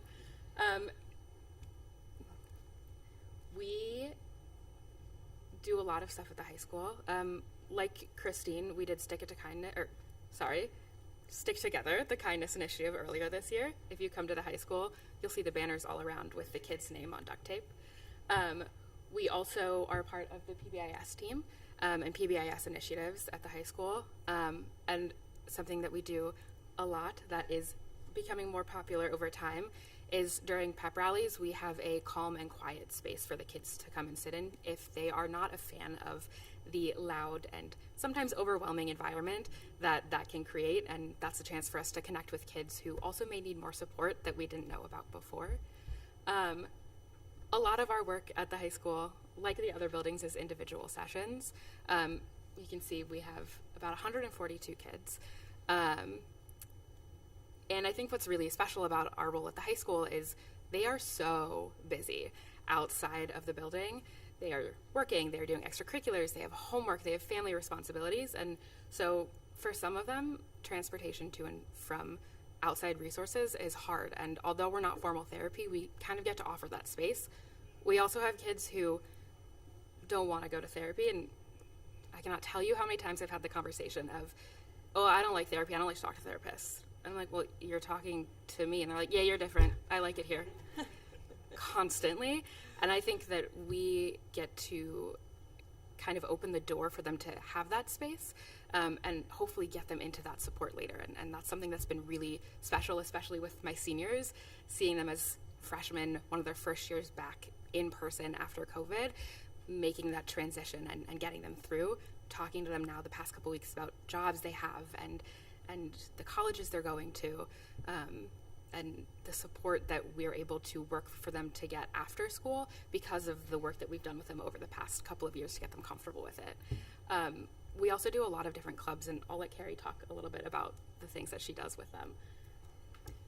Yeah, so I run 2 different clubs, co-facilitate with a couple of teachers. Number 1, you'll see at the top right there is the Iceberg Club, which went to the OSBA, thank you, Mrs. Crawford, presentation. So that's, I think, maybe the 3rd year they've done that. I was part of when it started with the original student, had that vision, and it's a lot of fun. Students really get into it and celebrating all kinds of different cultures and activities. We're part of the multicultural fair that they held recently. Down at the bottom are my Glisten kiddos. That's just one of their meetings where we're doing some fun things. Sometimes it's a party, sometimes we're raising awareness, sometimes they're helping me decorate the display case. So that's one of the more recent ones there with the snow and winter scene there. Talking about just mainly most of those take on a social emotional theme. They've got a thing planning for this next month where they're displaying a bunch of art, student art. And then I think right there in the middle, they also helped me with, because I need a lot of hands, we had to cut out a lot of paper chains. And that's probably the most we've ever gone because we found a better way to get them out to our students where we had them do this in the homeroom. So they wrote like a pledge to kindness. We linked them up with the paper chains, and that's part of like the whole kindness initiative with Start With Hello and Sandy Hook. So they do that every year. We try to do something just to display that kindness, and as well as the Be Kind and Stick Together. But yes, and in addition to that, we definitely enjoy working with these kids and seeing how far they've come over time. And, you know, kind of, it's great to see families even, like we've got a young man that's maybe the third kiddo of a family group that we've worked together, and just kind of seeing everybody come through. And it helps because we're familiar with the situations, and maybe, you know, we work with different siblings throughout the school building, so we can kind of help one parent reach all of their kids with their needs. So yeah, we're, again, just kind of really trying to enhance their time there, help them get to class, help them regulate their emotions, help them make that bridge into adulthood. And for a lot of them, they're the first ones in their family getting help, getting therapy, breaking that generational trauma. So we hope that we're making a positive impact on your kiddos. You know, we're here for you whenever you need us. I think we're just going to go into some of our data. Again, real quick, I promise. And I'll let Leah finish up with that. So I know we talked about it a little bit at the beginning. We do PD days for staff. That can look a couple different ways. Typically, we will start with some sort of wellness initiative in the morning, the same time that all the other wellness initiatives are happening. In October, we did one that was morning wellness about like meditation, stress, self-care, how to manage it. And we did like small breakout sessions after that with chair yoga and guided meditation, art. That's always very popular. They like to come and paint in the morning and chat. And we had like 62 staff members participate. We always get really positive feedback. They come back and tell us about what they painted and where they're going to put it. And, you know, they get as excited as some of the students do to show us their artwork. And then in November, we did an additional staff wellness program where we did like a reset. Again, you could either do a chill, quiet room with kind of some constructive rest to start the morning, or we had an alternate that was more of a social connection where they could go and play board games or card games with other staff. And we had about 21 different staff members participate in that. Yeah.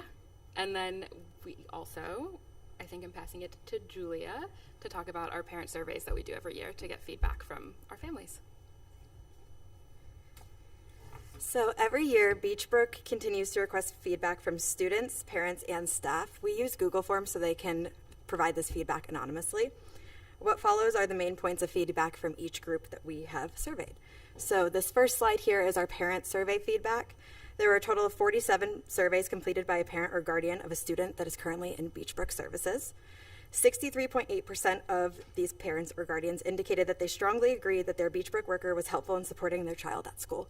And then we have some quotes of additional feedback that they have provided. And then for the student survey, this is just for elementary students, and then I'll turn it over to Melody for our middle and high school students. There were a total of 30 students surveyed from Wilcox and Bissell. 83.3% of students answered that they saw their Beachbrook worker 6 or more times throughout the school year. 96.7% of students surveyed responded that yes, they feel comfortable meeting with their Beachbrook social worker or counselor. And 90% of students indicated that their Beachbrook worker was helpful, which is always, you know, what we're here for, right? We want to be helpful and be a resource for them.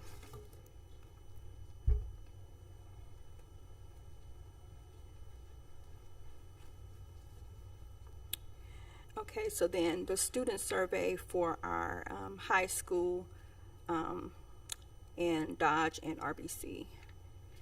One thing that really stood out to me is the consistency. Over 70% of the students reported seeing their Beachbrook worker 6 or more times throughout the school year. And that tells us that students are not only being reached, but they're continuing to engage with the therapist. And then even more important is how students feel in those interactions with their therapist or their social worker. About 90% of the students said that they either agree to or strongly agree that they feel comfortable meeting with their worker. And that's a huge thing to hear from those students, because we know that real progress only happens when students feel safe and supported. And then we saw similar results when it came to helpfulness. Again, over 90% of students shared that their Beachbrook worker is helpful to them. And speaking honestly about it is that hearing the students' voices is important.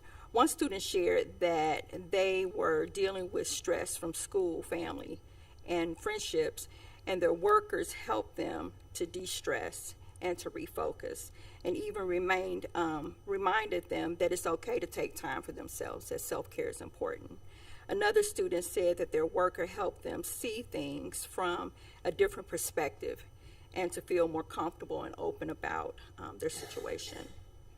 And then, so when we look at this data and hear the students' feedback, it really shows us that these relationships are making an impact on our students.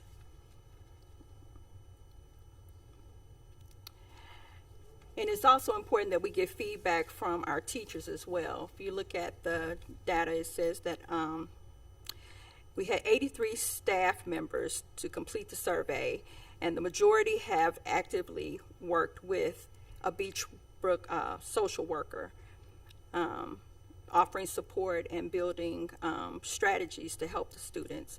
And about 72% shared that they likely will refer students to the services, which really speaks to the trust and the value that they have in their social workers in the school. And when it comes to the effectiveness, nearly 90% of the staff either agreed or strongly agreed that their building's Beachbrook worker is effective. And what really stands out through it all, or through all the comments, is that staff describe Beachbrook as a positive influence and a safe space where students can go to manage their emotions. And they also emphasize how approachable and collaborative the staff are in the school setting. And the staff members even shared how meaningful the relationships are that students trust and connect with their Beachbrook worker. So overall, the feedback shows that not only are we supporting students, but we're also trusted partners to staff and administration in meeting the students' needs. And we'll turn it over to Carrie. Okay, I'm going to hope and pray that this works. So if Ms. Farthing would be so kind. So this is a picture of a recent filming event that took place in Twinsburg. So every year, Beachbrook hosts an annual fundraiser where we're reaching out to the community, mostly the greater Cleveland area, asking for donations to keep doing the work that we're doing. We're one of many school districts with Beachbrook staff. Beachbrook also has foster care and adoption. They have early childhood intervention, all these different programs. So we need, obviously, to ask our communities for help as a nonprofit agency. So this year, Beachbrook approached me and asked if we would be so kind to highlight Twinsburg as part of their presentation at the Bash for the Brook. And it's pretty cool because it's this Friday. So we're like all presentation ready to go. And so part of it is this video that you're about to see where we filmed mostly in the high school all in one day, and somehow, some way the film crew whittled it down to less than 5 minutes. So have a look, and that'll be it for our presentation. We'll open up to questions.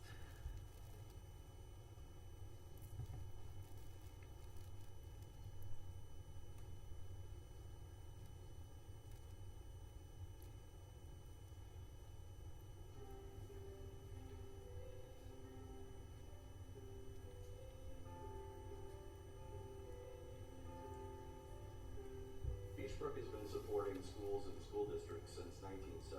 In fact, Beechbrook and Cleveland Public Schools were the first of its kind partnership in the United States. And we support schools by embedding clinicians and mental health professionals in the school where kids spend most of their time during the school year.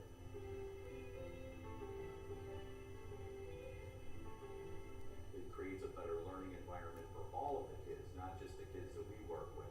It slows teacher burnout, and it also saves school districts money along the way. It's very hard to get into outside services. They have lines that are so long, they'll be waiting for months.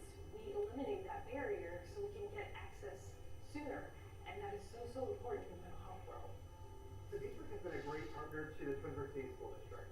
They've been in our district for a number of years now. Having that built into our school day, so our students can meet with one of our Beechbrook social workers first period of the morning and start off their day in a great way, or they can check with them before they leave for the end of the day. We've definitely seen an increased need for mental health services, and the school district, definitely recognizes that, and they see the need, and they are, rising to that.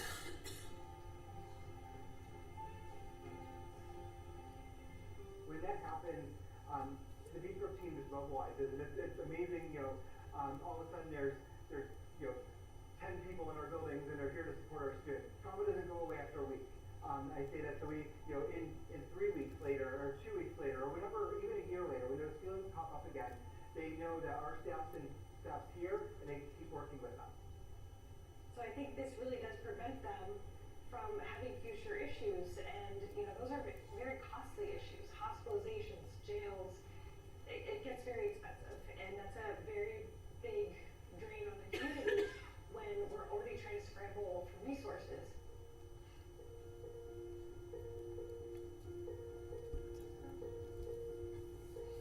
When we told her about my diagnosis, she really shut down, and she wasn't talking to me, and she wasn't talking to her father. To know that there were services right in her school that she could access if she needed them was, it was a relief. It felt like she had a team immediately, which was amazing. I just couldn't get over the idea that my mom was sick, and I just had a lot of anxiety about that. So I talked to Christine, and she really helped me with that. My primary concern was providing a safe, comfortable space for her, getting to know her so she felt comfortable to talk about anything she was struggling with.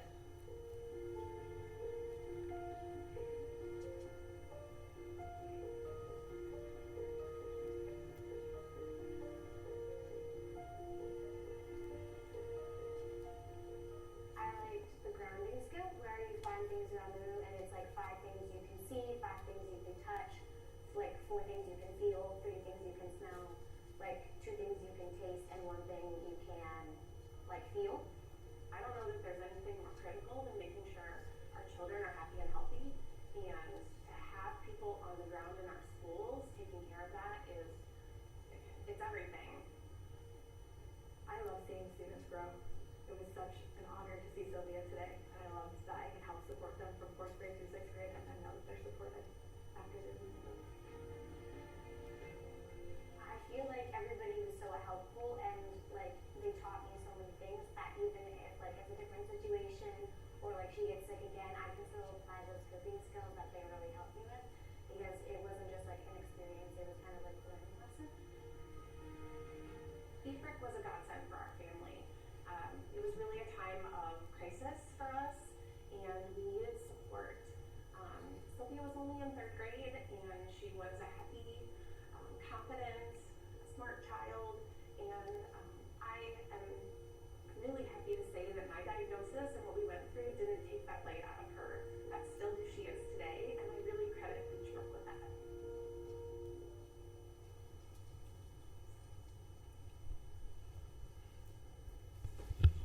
Okay. So that's our video. That concludes our presentation. Thank you very much. That's one of those purchase services that we talk about. Again, it's an outstanding opportunity for our kids and our families to be able to have that service. So I got a question, Marlo. I don't know if for you, Carrie, or Ryan, because this has been in our community a long-standing question, but you said it 5 times throughout the presentation. This is not considered a formal form of therapy. Mm-hmm. It is a support service we wrap around our kids. Right. With that, is it true that we can build back to parents' medical or things for this because it's just a support? Julie, I see you shaking your head no. Do you want to say it louder? Go ahead, Ryan. I'll jump in with that too. Because So- I just feel like it keeps Yeah. coming up in our community, and I don't think people understand that. And again, you all ladies said it. This is not formal therapy. It's a support service we wrap. So I just wanted to ask that so we can, again, just get that another thing handled. Thank you, Ms. Rush. That's a great question. So this is, like you said, not a formal therapy, so it's not something we can look at that way. Also, we want to make sure it's available to all students, and that's another thing. So we want to make sure it's available for every student in our district, not based on you have insurance X and someone has insurance Z and whatever that might be. So we want to make sure it's available to all students. We are looking at other options for any type of reimbursement. We are able to use our student wellness funds to help support Beachbrook as a small portion of that. But unfortunately, that's something that has decreased over the years. But it's not a formal therapy. It's something that we provide as a support for our students, and obviously from the video, a very necessary support for a lot of our families. So great question. Thank you. Yeah, I just wanted to say thank you again. I'm like all emotional over here. But thanks for, sharing that. Every year you come in and you always explain that. But I do want to emphasize, because I don't think people realize too, that you do, like in the summer, like school is out, but you're working through that. Like there's a lot of students who do need that support, and that's something that they also do provide. So I want that to be clear as well, that they're always working. And we appreciate all that you do for our students. Thank you. I appreciate that too. Actually, I think I say this every presentation too, that summer is one of my favorite times because we're out of the building. We can go to the park. A lot of my teenagers like to get their coffee on, so we're at Starbucks or Dunkin'. Don't find me there in the summer. We just know that mental health doesn't stop affecting a child just because school is out. Like, granted, summer is a time where there's less stress, but the things are still there, and we got to keep up with that. And so that way we could also help them late in the summer with our transition meeting. So if a student's coming from 8th grade, Melody and I will meet and we will talk about any of those incoming 9th graders. So that way I can meet them. They can get familiar with me. If they're having some anxiety with coming to 9th grade or just changing buildings in general, they can get familiar with it before school starts and kind of just decrease some of that anxiety. Thank you, Carrie. Thank you. Thank you so much for having us. We appreciate your time. In the absence of time, President Crawford, could I move Matt to the next meeting, or? Of course. Thanks, Mr. Strickland.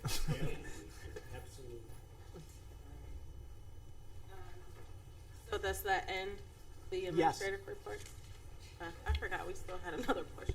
We got an actual agenda. We got it. Okay.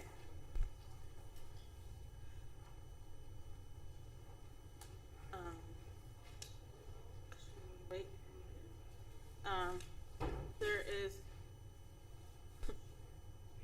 There's no remonstrance, so we'll skip there. And I'll just read this part and then we'll wait for her vote. But Treasurer's Report recommendation, resolved that the Twinsburg City School District Board of Education approves the following meeting minutes: special meeting of March 12, 2026, regular meeting of March 18, 2026, and reapproval of regular meeting minutes of March 4, 2026, special meeting of March 10, 2026, and special meeting of March 6, 2026, due to technical corrections as sent to the board under separate cover. Do we have a motion? So moved by Mrs. Egan, second by Mrs. Rush. Any discussion? Can you please call the roll? Yes. Ms. Rush? Yes. Ms. Hamilton? Yes. Mrs. Travis? Yes. Mrs. Crawford? Yes. And that passes 5-0. I, action items. 1, resolve that the Twinsburg City School District Board of Education accepts the certified staff recommendation detailed in the attached exhibit as per the dates, terms, and other applicable conditions specified pending satisfactory ORC background checks. 2, resolve that the Twinsburg City School District Board of Education accepts the classified staff recommendations detailed in the attached exhibit as per the dates, terms, and other applicable conditions specified pending satisfactory ORC background checks. And 3, resolved that the Twinsburg City School District Board of Education accepts the supplemental contract recommendations detailed in the attached exhibit as per the dates, terms, and other applicable conditions specified pending satisfactory ORC, background checks, and completion of all requirements for pupil activity permit. Do I have a motion? So moved. So moved by Mrs. Travis. Second. Second by Mrs. Hamilton. Any discussion? Can you please? Mrs. Travis? Yes. Ms. Hamilton? Yes. Ms. Rush? Yes. Mrs. Egan? Yes. Mrs. Crawford? Yes. And just wanted to just say we appreciate all the service that Donald Reeves has done in our district as a bus driver in transportation, 11 years of service. So congratulations on your retirement, and we wish you the best moving forward. All right, so action items, new business. Resolve that the Twinsburg Board of Education approves the deletion of 1 fax machine located in the pupil service office indicated as a, can't see, that says brother? Yes, that's brother. Brother MFC 7420, serial number U6127HG5, I think that's J431371, TC SD tag number 023276, due to the equipment being imperable and beyond repair. 2, resolve that the Twinsburg City School District Board of Education approves the College Credit Plus Memorandum of Understanding between the University of Akron and Twinsburg City School District for the 27-27 year per the attached exhibit. 3, resolve that the Twinsburg City School District Board of Education approves the first reading of the revised, resend, and replacement policies as noted below. 4, resolve that the Twinsburg City School District Board of Education approves Ohio new learning standards for physical education. The adoption was approved by the District Curriculum and Technology Committee on April 13, 26. The standards can be found on the ODE website under PE standards. 5, resolve that the Twinsburg City School District Board of Education approves Ohio new learning standards for fine arts, visual arts. The adoption was approved by the District Curriculum and Technology Committee on April 13, 26. The standards can be found on the ODE website under visual arts. 6, resolve that the Twinsburg City School District Board of Education approves the adoption of the summer reading requirement for 26. The adoption was approved on April 13, 26 by the District Curriculum and Technology Committee. 7, resolve that the Twinsburg City School District Board of Education approves the amendment of School Health Services Agreement to provide nursing services for the 6th grade Camp Wainoa field trip.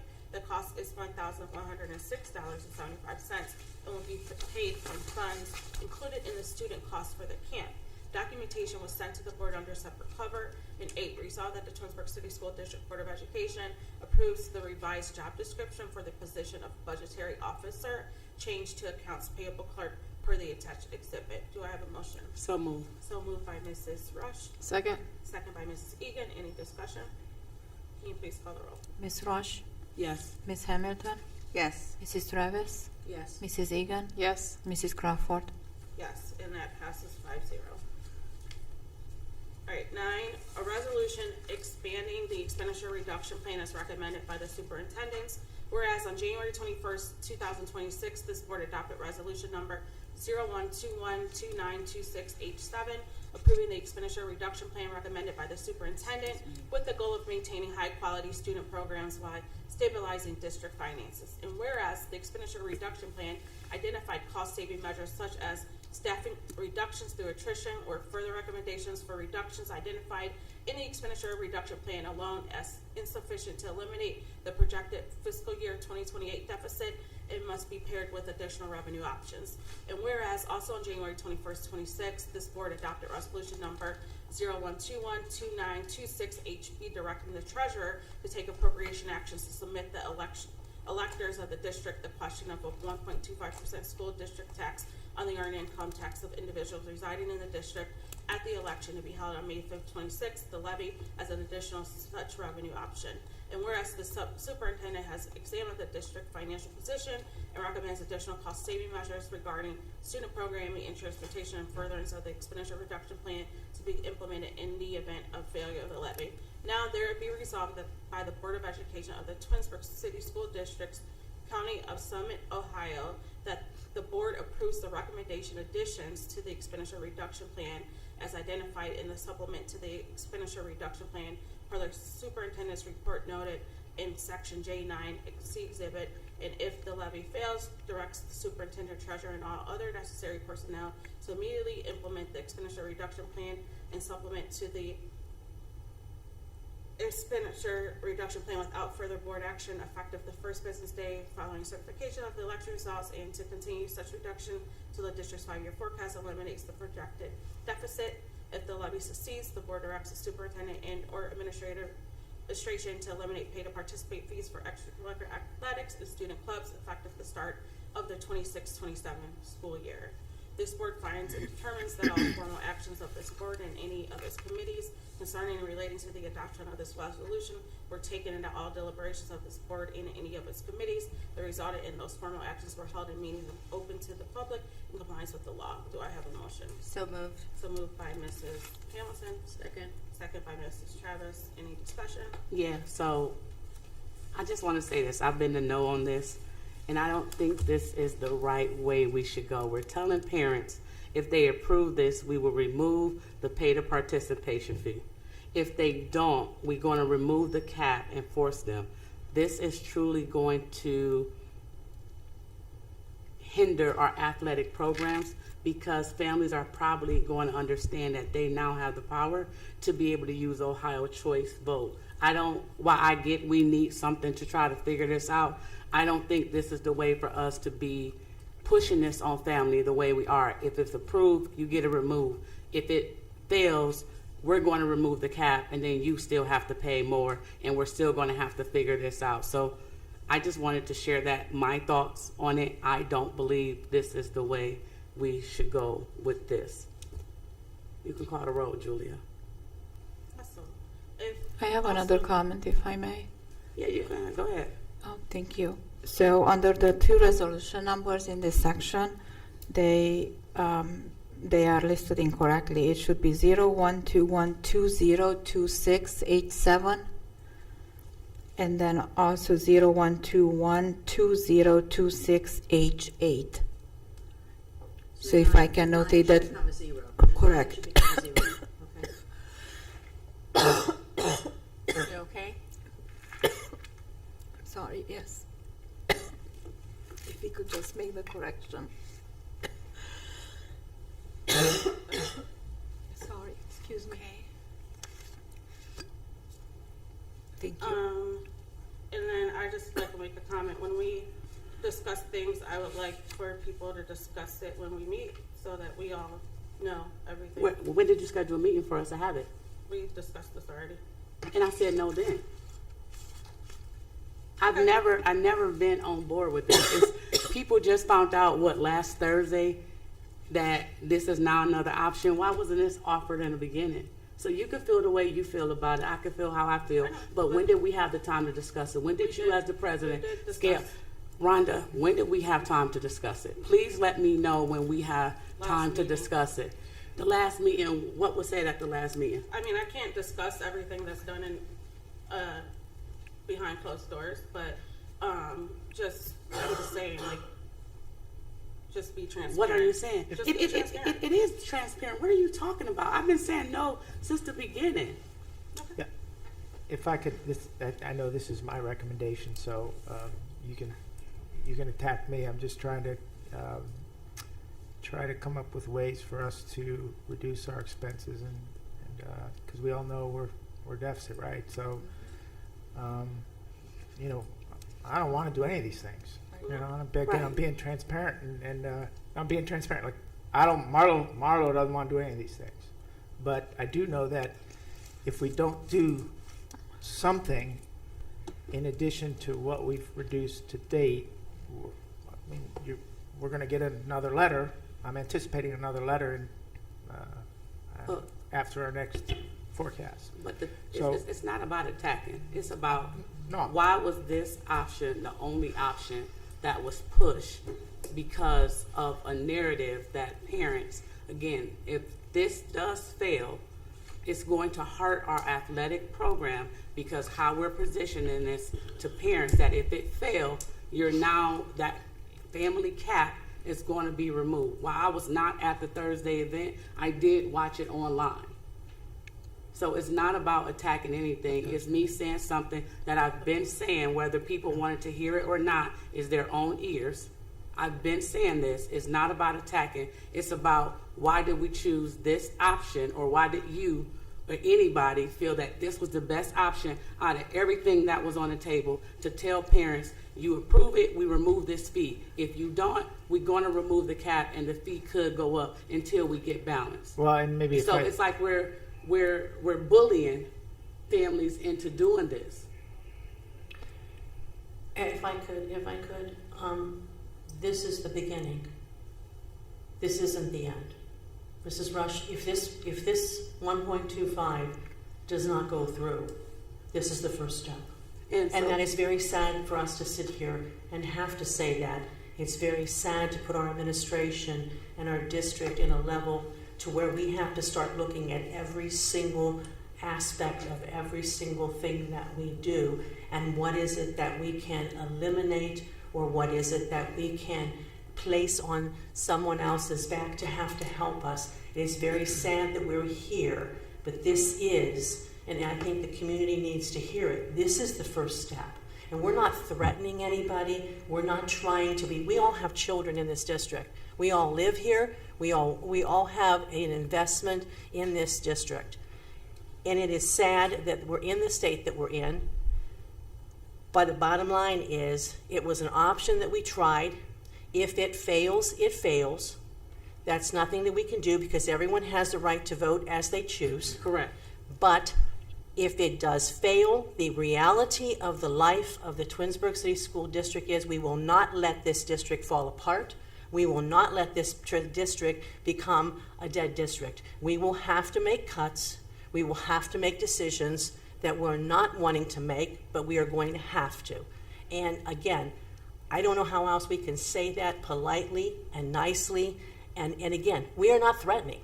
This is not about what we do as a Board of Education in any school district in the state of Ohio. It's not a threatening body.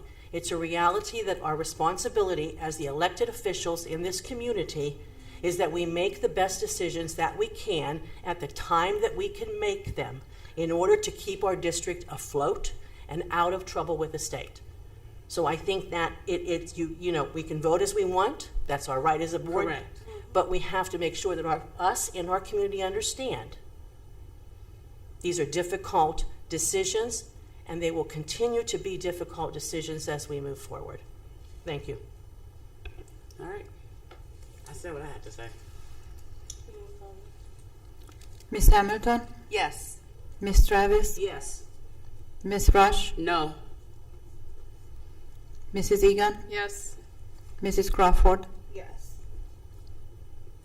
Passes 4-1.